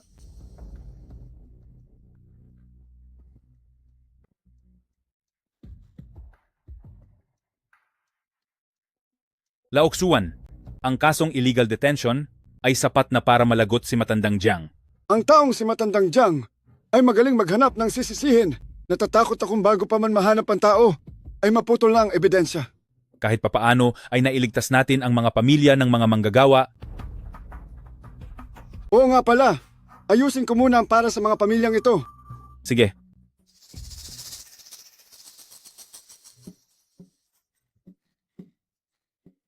Narito na sila. Nay, Sinaktan ka ba nila? Lumaban ka ba? Bakit nila ginagawa ito? Iniligtas ako ng kuya na iyon. Salamat po. Mga kasama, sa construction site ng mga Jiang, hindi nila tayo itinuring na tao at ikinulong pa ang ating mga pamilya. Hindi na tayo magtatrabaho sa kanila. Ayaw na namin. Sabay-sabay tayong pumunta sa construction site ng mga Wu. Hindi na tayo magtatrabaho sa kanila. Doon tayo sa construction site ng mga Wu. Pinapangako ko sa inyong lahat na kapag pumunta kayo sa construction site ng mga Wu, hindi ipagkakait ng pamilyang Wu ang inyong pinaghirapang pera.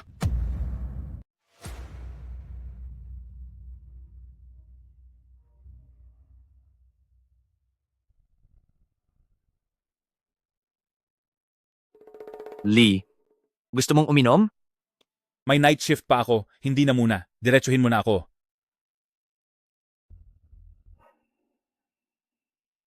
Lee, Sir Wang, sabihin mo nang maayos, bakit kailangang lumapit ng ganito?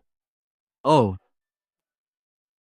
Lee, naisip mo na ba na dahil sa tagal mong pagiging opisyal, bakit ganito pa rin ang itsura mong mukhang dukha? May pera man o wala, pareho lang naman ang gastos. May ugali kasi ako na hindi ako nakakatulog kapag masyadong maraming pera. Hahaha. Pero sa tingin ko ay mali ka. Para sa akin kasi, okay lang na wala ang lahat, basta wag lang mawawala ng pera. Kapag wala kang pera, mamaliitin ka ng ibang tao. Kapag wala ang pera, mawawala rin ang dangal mo. Pero kapag may pera ka na, ikaw na ang boss. Kahit saan ka pumunta, ikaw ang hari. Ang pagmaliit sa iyo ng ibang tao ay walang kinalaman sa pera, kundi sa sarili mo mismo. Sige, hindi na ako makikipagtalo sa iyo. Isa lang ang itatanong ko sa iyo, kung sakali bang bibigyan kita ng isang pagkakataong yumaman, tatanggapin mo ba? Depende kung anong klaseng pera iyan.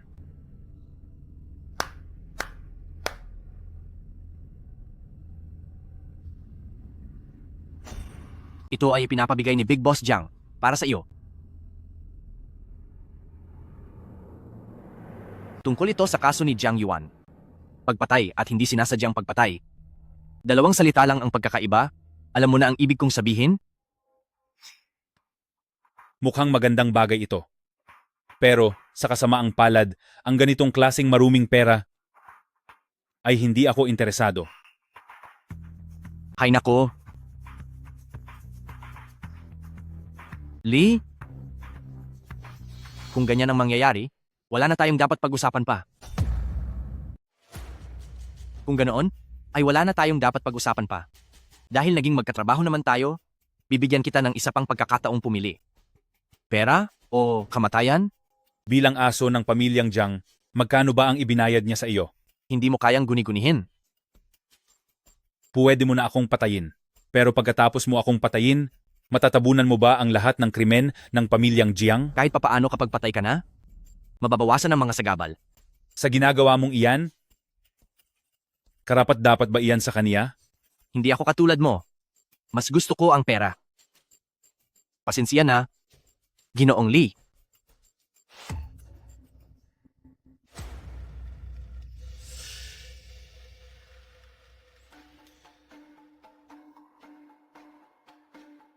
Limang taon na ang nakararaan nang ilagay ako ni Ginoong Lee sa tabi mo upang mangolekta ng mga ebidensya ng iyong krimen. Ngayon ay oras na para tapusin ito. Ang mga taong nakakulong sa bodega ay iniligtas na ng kagubatan ng Xuanzong. May sisisihin sa nangyari sa bodega. Hindi madadamay ang grupong Longteng. Ayos lang iyon. Nagsitakas na ang mga trabahador. Pati ang trabaho sa site ay huminto na. Kung walang tao, mag-recruit ulit. Dagdagan ng 10% ang bayad sa ahensya. Mahirap hanapin ang palakang may 3 paa, pero ang taong may 2 paa ay madali lang mahanap. Ngayon pati si Sir Wang ay bumagsak na rin. Wala na ba talagang araw na may magandang balita? Mabuti na lang at naging maparaan si Manager Jiang. Kontrolado mo ang anak ni Sir Wang sa Amerika. Hindi kanya ilalaglag. Hindi mahalaga ang lahat ng iyan. Ang inaalala ko lang ay lalong lumiliit ang tsansang mailigtas si Xiao Yuan. Sa totoo lang, Manager Jiang, susuko ka na ba para kay Batang Presidente Jiang? Ano? Gusto mong sumuko ako? Nagsasabi lang ako ng totoo. Sa tingin mo ba? Ay hahayaan ko na lang.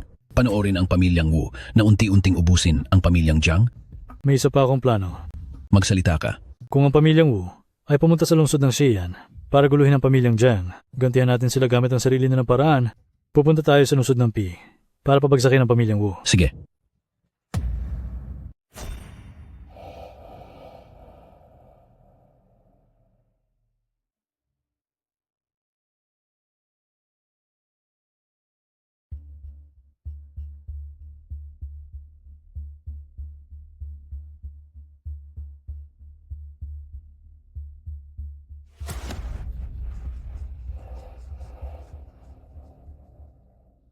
Presidente Xuang, bakit ka napunta rito? Huwag mo na akong tawaging Presidente Xuang mula ngayon. Tawagin mo na lang akong Xiao Xuang. Narito ako para mag-alay ng insenso para kay ate.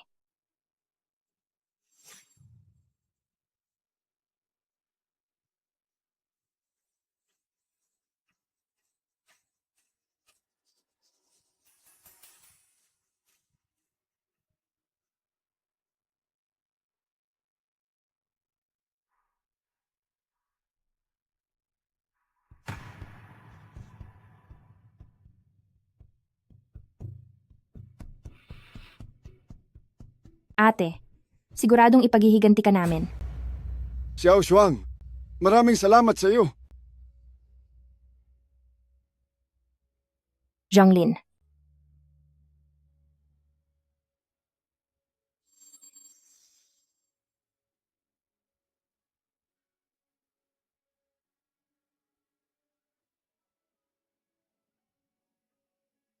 Hello? Ate, may masamang nangyari. May nangyaring insidente sa construction site.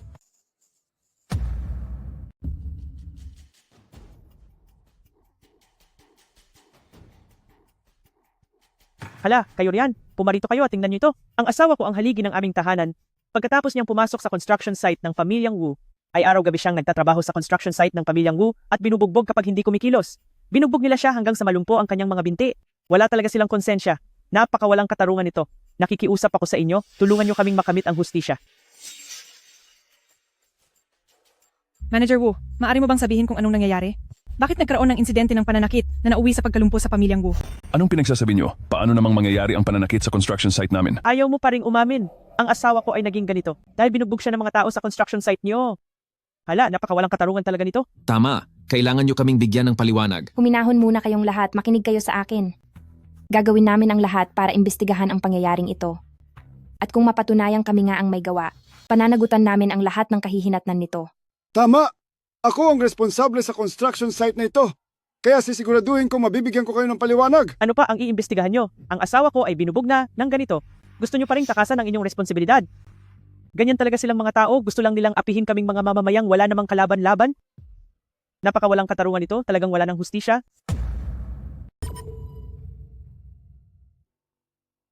Kuya, nandito ako sa construction site na ito araw-araw. Bakit parang hindi pa kita nakikita rito kailanman? Kakarating lang niya. Opo, bago lang po ako rito. Kailan ka ba binugbog?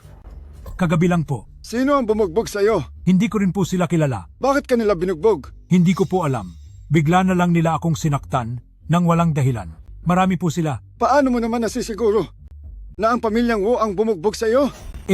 Nangyari po ito sa construction site ng pamilyang Wu. Sino pa ba ang dapat sisihin? Kayo ang may gawa nito, tapos ayaw nyo pang umamin. Wu Feng! Kunin mo ang personal registry dito sa site. Tingnan mo ang lalaking ito kung talaga bang manggagawa siya ng ating pamilyang Wu. At saka,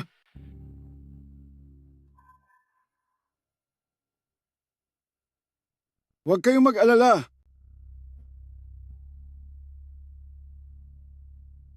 Huwag po kayong matakot.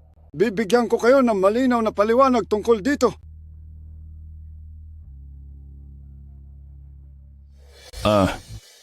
Ay naku, mukhang malala ang sugat mo ah.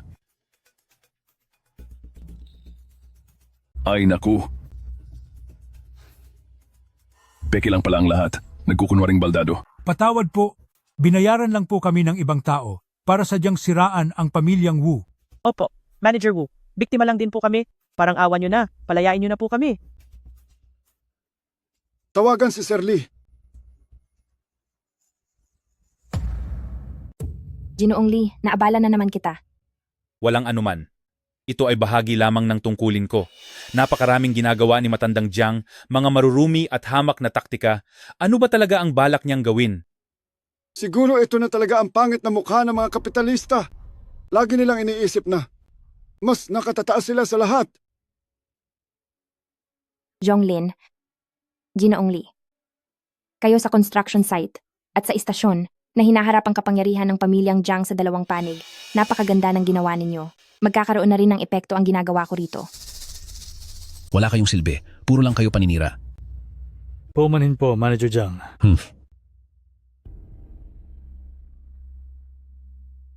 Mukhang kailangan ko na talagang ako mismo ang kumilos. Tuloy po kayo. Nabalitaan namin na ang grupong Jiang ay nag-IPO kahit may mga hindi pa nababayarang sahod. Iyan ay purong kalokohan lamang. Ang aming grupong Jiang ay isang pampublikong kumpanya at wala kaming kahit anong issue pagdating sa hindi pagpapasahod. At tuwing may mga okasyon tulad ng bagong taon, kami ay palag nagbibigay ng mga benepisyo para sa aming mga empleyado. Schwanger, tila hindi naging matagumpay ang ginawa mong pag-atake sa grupong Longteng sa stock market. Naglabas si Jiang Lizi ng maraming magagandang balita, tinipon ang lahat ng pondo na kaya niyang makuha, at sa unang pagkakataon ay gumamit ng paraan ng pag-advance ng sahod. Sa pamamagitan ng mga ahensya ng paggawa, kumuha siya ng maraming dayuhang manggagawa mula sa ibang bansa, kaya sa wakas ay naipagpatuloy na ang trabaho sa construction site. Kusa rin siyang nagpa-interview sa media. At matindi niyang binatiko si Jiang Yuan. Nagpakitang tao siya na handang sakripisyo ang sariling kadugo para sa katarungan.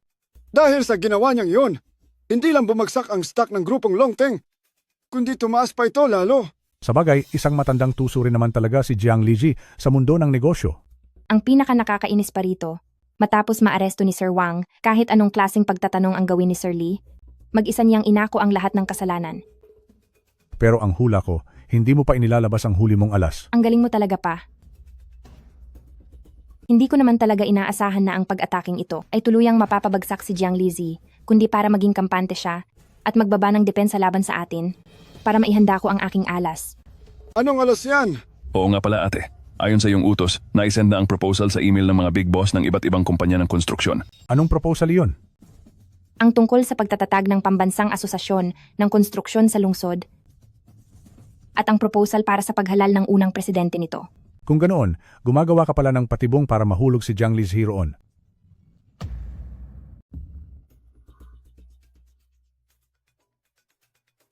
Proposal para sa pagtatatag ng National Urban Construction Association? Ang babaeng iyon na si Wu Shuang, ano ba ang binabalak niya at anong National Urban Construction Association ito? Nagsasama-sama para sa proteksyon, para sa pag-unlad ng lahat. Dito sa Nanyang, sino ba ang hindi nakakaalam na ako, si Jiang Lizi, ang tunay na pinuno rito, gusto niya akong palitan? Hinding-hindi mangyayari iyon. Sinasabi niyo bang hindi tayo dadalo? Hindi. Hindi lang tayo dadalo. Tayo rin ang mag-oorganisa nito. Ang posisyon para sa unang chairman ay para sa akin lang. Ginoong San, ano ang tingin niyo rito? Xiao Shuang, Xiao Xuan, ang inyong mungkahi, paumanhin, pero hindi ko ito masuportahan. Para sa magiging chairman ng Construction Association, ang karangalang ito ay balak ko ring makuha. Kaya hindi kita masusuportahan, Xiao Shuang. Ibig bang sabihin ay sinusuportahan niyo si Jiang Lizi? Hinding-hindi mangyayari iyon. Dito sa Nanyang, maliban kay Ginoong Wu ng lungsod ng Pi, alam ng lahat na ang pagkatao niya at paraan ng paggawa ay hinding-hindi ko magugustuhan kailanman. Ginoong Sun, paano naman ang isa ko pang mungkahi? Tungkol sa pagbili mo sa Bingcheng Construction Company, napakaganda ng presyong inalok nyo. Ngunit hindi ko lang alam kung bakit nyo ito ginagawa. Siyempre, mayroon kaming sariling plano. Oh, sa inyong dalawa na nag-alok ng napakagandang presyo, siguradong mayroon itong mahalagang layunin. Paano namang ang matandang tulad ko ay hindi papayag? Ha ha ha.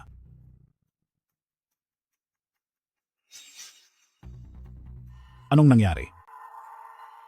Si Jiang Lizi ay kumpirmado ng dadalo sa pagtitipon para sa pagtatatag ng Construction Association. At siya pa mismo ang nagpresenta na siya ang magpapatakbo nito. Gaganapin ito sa loob ng gusali ng grupong Longteng. Mukhang sa pagkakataong ito, handa siyang dumating. Pakiramdam mo rin ba ay may gagawin siyang masama? Sa pagkakakilala ko sa kanya, siguradong gagawin niya iyon. Subukan mong isipin, kung ikaw siya, ano ang gagawin mo? Kung ganoon ay gagawin ko ang lahat. Makuha lang ang posisyon bilang presidente ng Asosasyon ng Konstruksyon ng Bansang Nanyang. Ayon sa mga patakaran, para maging presidente ng Asosasyon ng Konstruksyon, kailangang sumang-ayon ang mahigit sa kalahati ng mga tao. Kahit na tumataas ang stocks ng grupong Longteng. Ngunit sa pamamagitan ng ating pagsisikap, ipapaalam natin sa mas maraming tao ang tunay niyang pagkatao. Ang kagustuhan niyang maging presidente ay hindi ganoong kadali. Kaya kung ako siya, siguradong gagamit ako ng iba't ibang paraan para pilitin ang mga miyembro na iboto ako. Pero sa pagkakataong ito, kailangan natin ang tulong ni Sir Lee.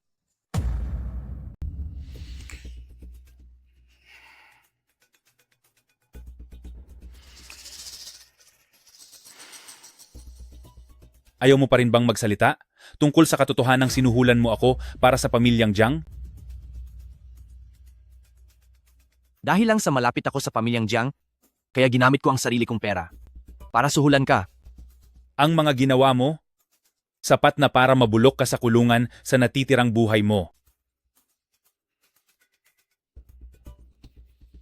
Ano bang silbi ng maraming pera? Hindi mo rin naman magagastos, di ba? Hahaha. Sir Lee, hindi ka pa kasal, di ba? Hindi pa. Kung ganoon, lalong wala kang anak, di ba? Kalokohan. Kaya hindi mo maiintindihan kung anong sakripisyo ang gagawin ng isang ama para protektahan ang kanyang anak at kung anong presyo ang kailangan niyang bayaran.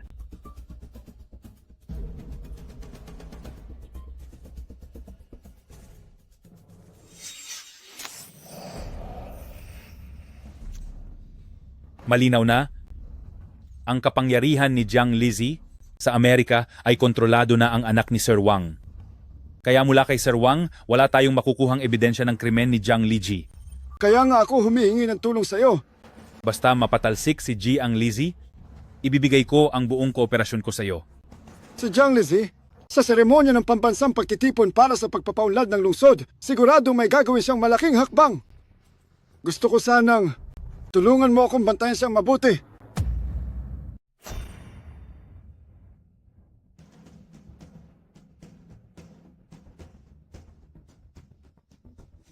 Shuang, hindi ka ba natatakot na baka isang patibong lang ito? Hanggat narito ka, wala akong dapat ikatakot. Tandaan ninyong lahat ito. Ang mga asul na imbitasyon, dumaan sa pampublikong daanan. Ang mga dilaw na imbitasyon, dumaan sa VIP lane. Ang mga berdeng imbitasyon, dumaan sa hagdanan. Ang mga darating ay pawang mayayaman at makapangyarihan. Huwag na huwag ninyo itong pagpapalitin. Opo. Opo.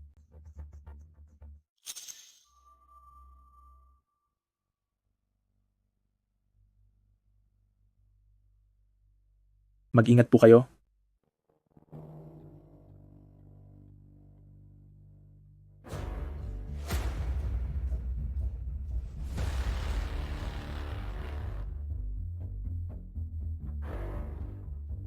Sige po, dito po tayo.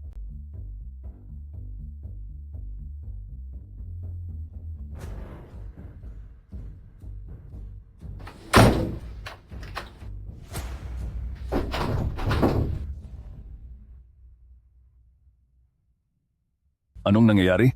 Pinapaakyat ba nila tayo sa hagdan? Hindi ko akalaing gagamit sila ng ganitong maruming paraan. Ayaw nilang pasalin tayo sa eleksyon. Masyado ko pala silang minaliit.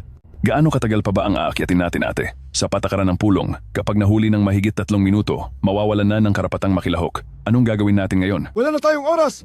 Bilisan na ninyo. Ika-25 palapag na ito, ah?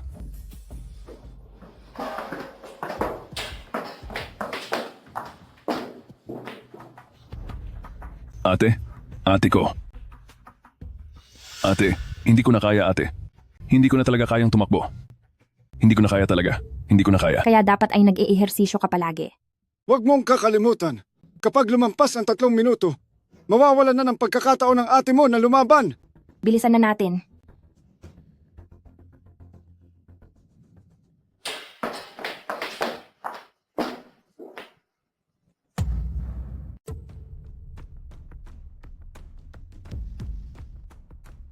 Pasensya na. Huli na kayo. 2 minuto lang kaming huli. Maaari kaming pumasok. Wala akong natanggap na anumang abiso. Kaya, walang sino man ang pwede. Bakit hindi niyo ako pinapapasok? Bakit hindi niyo ako pinapapasok? Naku, sa tingin ko tila may mahuhuli na at ayon sa mga alituntuning binuo ng lungsod ng Pi at Xiaoshuang, ang mahuli sa pulong ng mahigit sa 3 minuto ay automatikong mawawalan ng karapatang makilahok sa pulong na ito. Uy, hindi ba may 1 minuto pa? Ikaw? Ito. Nandito na kami.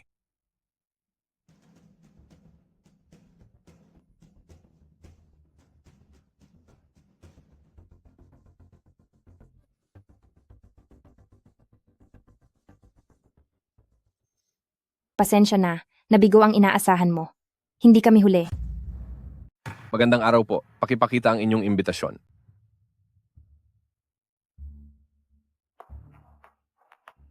Paumanhin po. Kung walang imbitasyon, hinding-hindi maaaring pumasok ang kahit na sino. Hindi ba kasama ang mga opisyal doon? Paano kung may mangyaring emergency dito sa taas? Kayang-kayang resolbahin iyan ng Security Department ng grupong Longteng. Paano kung pilitin kong pumasok? Ginoong opisyal, ang mga bigating dumadalo sa pagtitipon ng samahan ng konstruksyon ng lungsod ngayon ay puro mayayaman at makapangyarihan. Bawat isa sa kanila ay nagkakahalaga ng mahigit 100 bilyon, kaya ang mga taong tulad ninyo ay hinding-hindi makakapasok. Alam mo ba ang magiging bunga ng pagharang sa isang opisyal? Aba, sino ba itong nakikita ko? Si Sir Lee pala ito. Ang grupong Longteng na ito ay isang pribadong ari-arian At kung balak mong pumasok ng pilit, dapat ay meron kang search warrant. Kung wala ka niyon, pasensya na lang.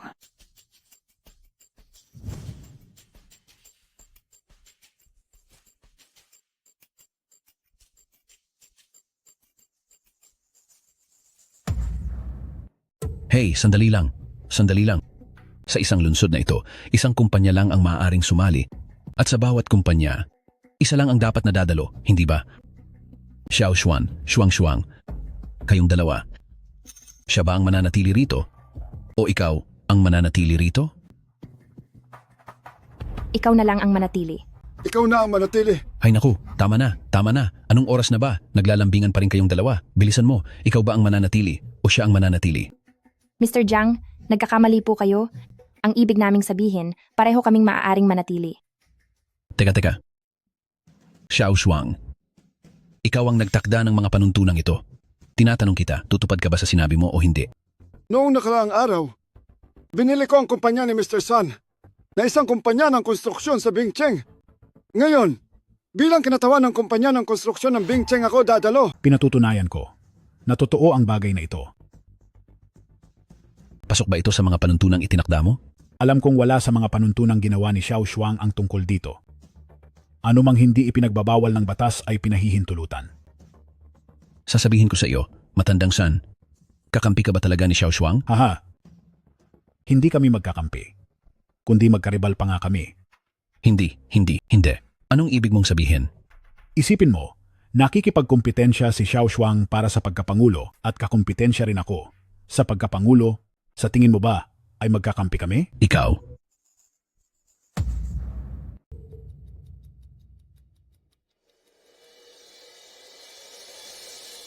Mukhang hindi magiging masaya ang araw na ito.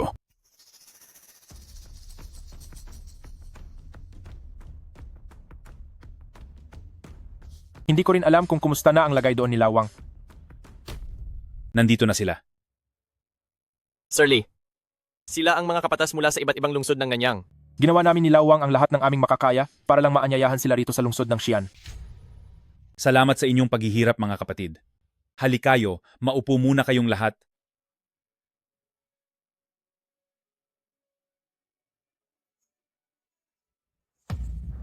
Sa tingin mo ba ay karibal ko sila?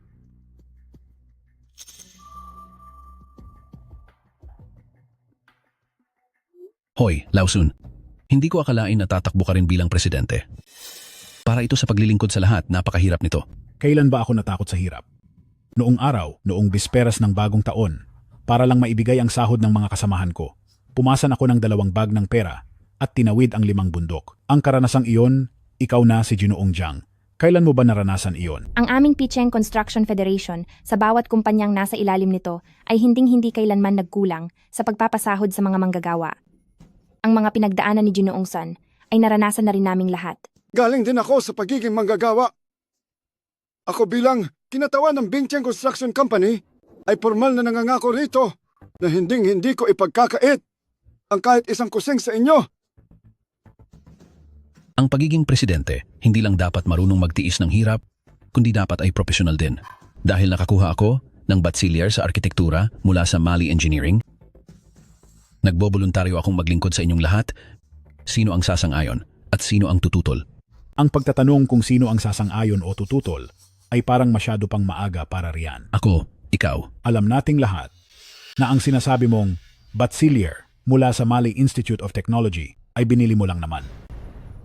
Kung pag-uusapan ang antas ng edukasyon, si Xiao Shuang, ang may titulong doktor mula sa Harvard School of Engineering. Mayroon tayong 3 kandidato ngayon. Ginoong Sun, Ginoong Jiang, at si Binibining Wu. Kaya naman, simulan na nating lahat ang botohan. Sang-ayon ako.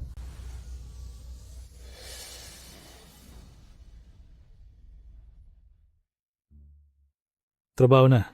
Bangon! Bumangon kayong lahat. Ano ba ang ginagawa nyo? Ano ba ito? Tayo na. Bilisan nyo. Bangon na. Hala, Bilisan nyo.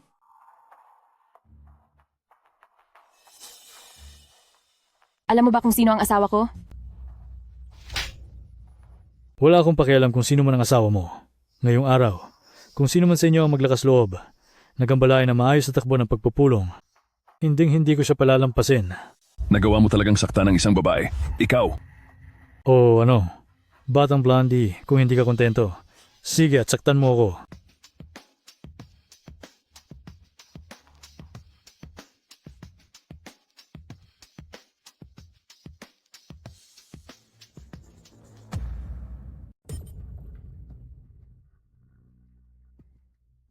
Bago ang botohan, isa lang ang maipapayo ko sa inyong lahat bago ninyo gawin ang inyong banal na pagpili sa pagboto. Pag-isipan ninyong mabuti ang inyong mga pamilya kung sang-ayon ba sila sa pipiliin ninyo. Ano? Ano ang ibig niyang sabihin? Tumawag na kayo agad sa bahay. Ano ang ibig sabihin yan? Tumawag na kayo. Tama, bilisan ninyong tumawag.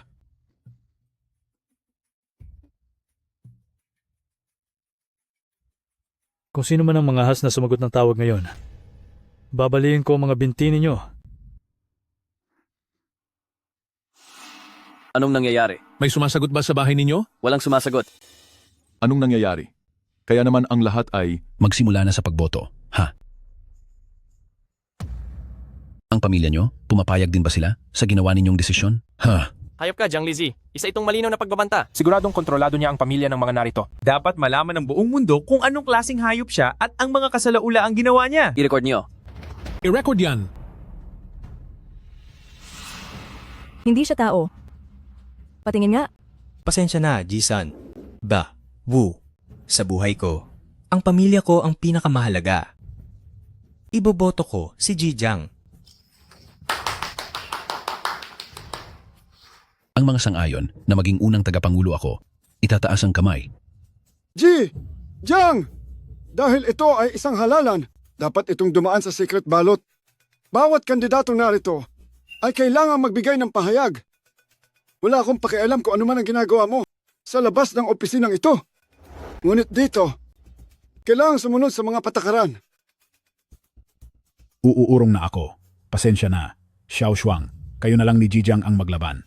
Nasa junior high school pa lang ang anak ko at tumawag lang ang paaralan. Muntik na siyang tangayin ng kung sino. Nakaligtas man siya ngayon, hindi ibig sabihing ligtas na siya sa susunod. Ji Jiang, kung ikaw man ang may gawa nito, nag-withdraw na ako. Parang awa mo na. Lubayan mo na kami. Lawson, anong ibig mong sabihin? Sinisiguro ko sa iyo na wala akong kinalaman dito. Nakakagalit naman. Ano bang klaseng tao ito? Nakakainis talaga. Sino ba itong taong ito? Nakakagalit talaga. Tungkol naman sa deklarasyong ito, magsasabi lang ako ng kaunti dahil hindi rin naman ako nakapaghanda ng husto. Wala akong anumang espesyal na bentahe si Jiang Lizzie, pero marami akong hawak na mga mahuhusay na talento. Kapag hinayaan niyo akong maging chairman, ay gagamitin ko sila para protektahan ang bawat isa sa inyong lahat. Kung mayroon mang maapi sa inyo, magsabi lang kayo sa akin, kay Jiang Lizzie, at uutusan ko silang bigyan kayo ng katarungan. Ito ang tunay na dahilan kung bakit itinatag ang Construction Association para masigurong walang sino man sa ating mga miyembro ang maaapi. Paano kung magkaroon ng alitan sa pagitan ng mga miyembro at lahat sila ay lalapit sa iyo para sa katarungan? Ano na ang gagawin mo? Paano kung ikaw mismo ang nang-api sa aming mga miyembro? Kanino kami hihingi ng katarungan? Pag-usapan natin ang mga mahahalagang bagay, huwag na tayong lumayo pa sa paksa. Ang sinasabi ko lang ay kapag naging chairman ako, titiyakin kong magagawa ko ang tatlong bagay na ito. Anong tatlong bagay? Pagiging patas, katarungan, at katapatan. Lizar, handa na ang lahat at maaari na tayong umalis. Sige. Mga kapatid, pupunta ako sa Longteng Mansion. Itong si Wu Shuang talaga. Bilang iyong nakatatanda, binigyan na kita ng napakaraming pagkakataon. Ayos lang naman, bibigyan pa rin kita ng pagkakataon ngayon. Hahayaan kitang matalo, ng lubos at walang pag-aalinlangan. Hay, sige, halika, tanggapin nating lahat si Wu Shuang para sa kanyang pahayag sa kampanya. Sige. Ako si Wu Shuang ay formal na umaatras sa halalang ito sa laban para sa pagkapangulo ng Asosasyon ng Konstruksyon ng Bansang Nanyang. Ano? Anong sinasabi niya? Pati ba siya ay umaatras na rin? Magaling. Hahaha. Matalino ang marunong sumabay sa agos. Hinahangaan ko ang iyong desisyon. Pero, hindi pa ako tapos magsalita. Kahit na umaatras na ako, ngunit ang kinatawan ng Asosasyon ng Kagubatan ay lalahok sa halalan para sa industriya ng konstruksyon. Tama. Lalahok ako sa kampanya. Kagubatan. Ha ha ha ha ha. Sasali ka rin ba sa halalan? Ha ha ha ha ha ha. Pinapatawa mo talaga ako ng sobra. Natatandaan mo ba? 5 taon na ang nakalilipas. Ikaw ay foreman lang sa aking construction site. Ang kinakain mo ay galing lang sa limos ko. Anong karapatan mong sumali sa halalang ito? Dahil ako si kagubatan ng Xuanzong, sa loob ng maraming taon, ay naging tapat ako sa lahat ng mga taong nakapaligid sa akin. Laban kagubatan ng Xuanzong. Sige kagubatan ng Xuanzong. Sige kagubatan ng Xuanzong. Sige kagubatan ng Xuanzong. Laban, laban. Dahil lang sa akin, ang kagubatan ng Xuanzong, sa loob ng maraming taon, naging tapat ako sa bawat tao sa paligid ko. Mabuti. Ako, si Jiang Lisi, ay hindi kailanman gustong sumira sa determinasyon ng mga kabataang nagnanais sumangat, pero ang pagiging masyadong ambisyoso ay hindi laging mabuti, kagubatan ng Xuanzong. Kung aalis ka sa eleksyon, ang lahat ng atraso natin sa isa't isa ay kakalimutan na natin? Sasabihin mo bang, tapos na ang lahat dahil lang sinabi mo? Noong 5 taon na ang nakakalipas nang pinilit mo ako makulong para sa anak mo, naisip mo ba nakakalimutan na lang ang lahat? Noong nagpadala ka ng mga tao para patayin ang asawa ko, naisip mo ba nakakalimutan na lang ang lahat? Kagubatan ng Xuanzong. Maari mong kainin ang kahit ano, pero hindi mo maaaring sabihin ang kahit anong gusto mo. Ang pumatay sa asawa mo ay si Jiang Yuan at ipinakulong niyo na siya. Ano man ang mangyari, huwag mong isisisi sa akin ang lahat. Napakasinungaling mo at binaliktad mo pa ang katotohanan. Sinasabi ko sa iyo, sa mundong ito, hindi sa lahat ng pagkakataon ay makokontrol mo ang lahat. Ang itim ay itim, ang puti ay puti, at ang katarungan ay katarungan. Sige. Titingnan ko kung ano pa ang kaya mong sabihin. Mangyaring huwag mo nang sayangin ang oras ng lahat. Basahin mo na ang iyong pahayag. Pasensya na, wala kayong imbitasyon. Walang sinuman sa inyo ang pwedeng pumasok.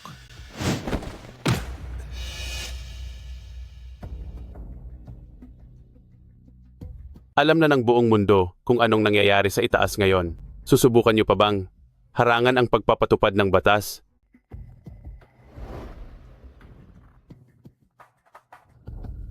Alis.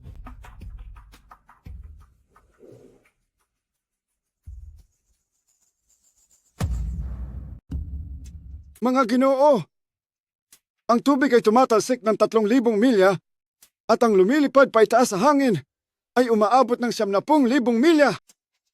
Ako si kagubatan ng Xuanzong, ang dahilan kung bakit may lakas ng loob na tumayo rito ngayon para tumakbo sa bansa ng Nanyang bilang Pangulo ng Asosasyon ng Konstruksyon ay dahil sa aking likuran ay nakatayo ang milyon-milyon na naghihirap at pagod na mga kasamahang manggagawa. Ang mga manggagawa ang pundasyon ng industriya ng konstruksyon. Sila ang tunay na haligi ng industriya. Ako si kagubatan ng Xuanzong ay nanggaling sa mga manggagawa at babalik din para sa mga manggagawa. Kung ngayong araw, tayo ay magtatagumpay sa halalan, magtatatag ako ng isang nagkakaisang unyon sa Asosasyon ng Konstruksyon sa paraang hayagan at para sa publiko, sa paraang nagtutulungan at may pakinabang sa isa't isa. Walang sinuman na mas marangal kaysa sa iba. At wala ring sinuman na sa isang salita lamang ay makakapagpasya sa buhay at kamatayan ng iba. Lahat ay gagawin ng tapat at malinaw.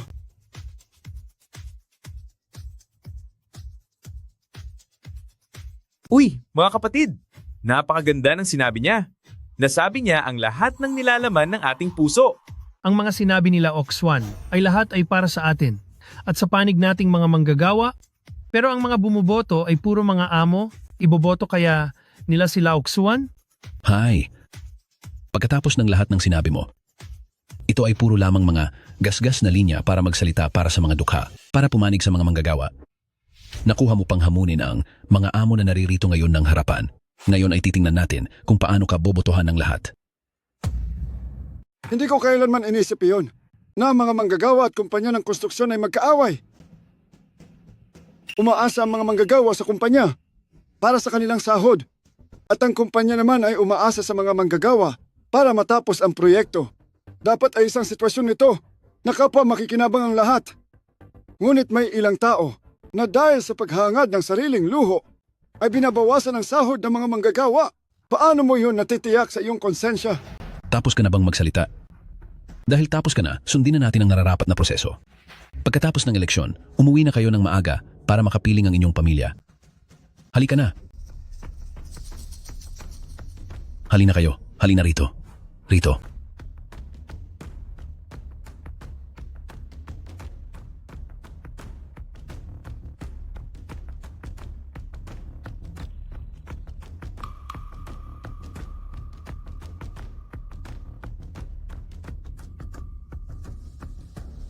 Mga Ginoo, maaari pa ba akong magsalita ng kaunti?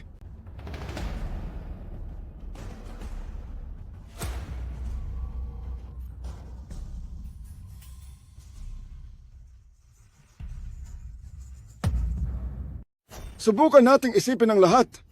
Kapag nanungkulan na ang bagong presidente, ano ang mangyayari? Hoy! Makinig kayong lahat. Ito ang pinakamahalagang issue para sa atin. Tama. Oo nga. Kapag nanungkulan na ang bagong presidente, dadami ba ang mga proyekto o kukulangin? Kung ako ang tatanungin, sa oras na maraming proyekto, lahat ay makakakuha ng marami. At kapag kakaunti ang proyekto, hahatiin ko ito ng patas sa lahat base sa proporsyon. Hindi ko ibibigay ang magagandang proyekto sa iisang kumpanya lang. Pinibigkas mo na ba ang E.D. number ni Manager Jiang sa harap naming lahat? Kapag nanungkulan na ang bagong presidente, makukuha ba ng mga manggagawa ang kanilang sahod? Kung ako ang masusunod, bago pa magsimula ang proyekto, pagbabayarin ko ang kumpanya ng deposito para magsilbing garantiya para sa mga manggagawa. Kapag may kumpanyang nang ipit ng sahod ng manggagawa, ibabawas natin yon mula sa kanilang deposito.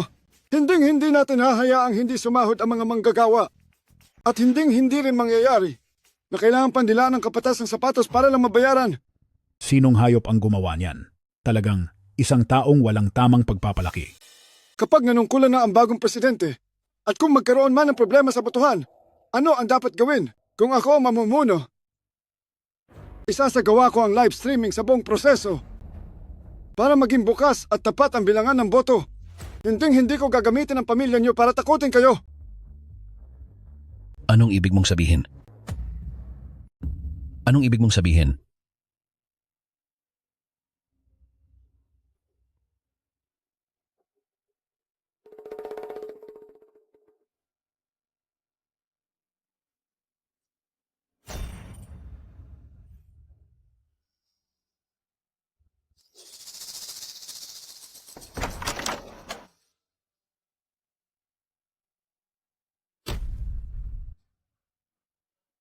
Jiang Lizi, pinaghihinalaan ka ng sadyang pananakit at iligal na pagkakakulong. Sumama ka sa amin. Mga boss, huwag kayong mag-alala. Ang inyong mga pamilya ay nailigtas na namin. Sige na, makipagkita na kayo sa inyong mga pamilya. Salamat. Salamat. Salamat, opisyal. Maraming salamat. Maraming salamat. Dalhin siya.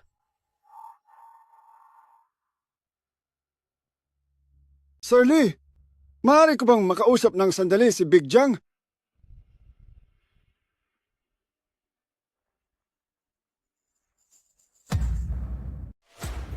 Sir Lee, hindi mahanap si Xiaobei. Kailangang mahanap siya.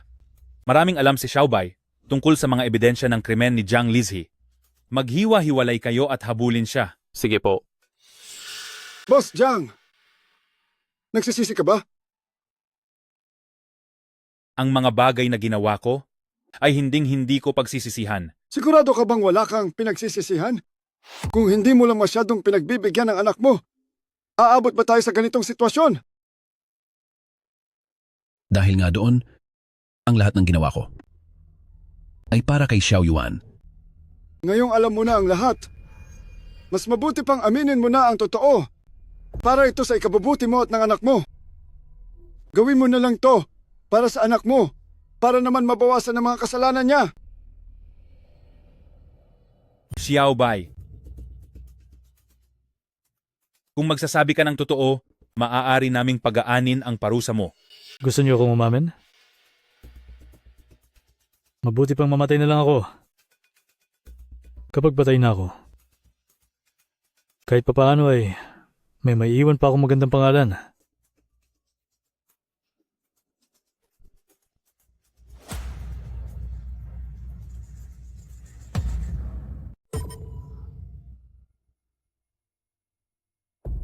Lolo, ganoon na lang ba ang tiwala mo kay Xiaobai? Paano kung hindi siya magpadala ng pera sa atin buwan-buwan? Magsalita ka naman, Lolo. Paano kung wala tayong pera buwan-buwan, Lolo?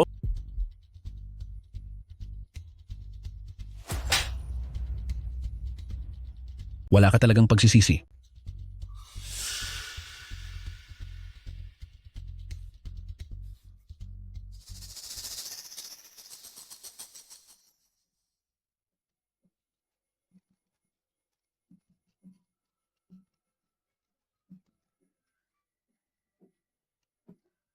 Huwag mo nang ibato iyan.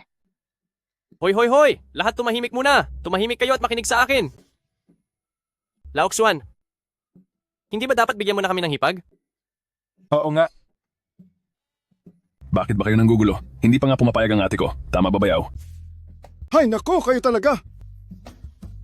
Tita Wu, gusto ko ng baby brother. Xiao Jing, ang gugulo sila. Bakit pati ikaw nakikisali rin? Halik na! Halik na.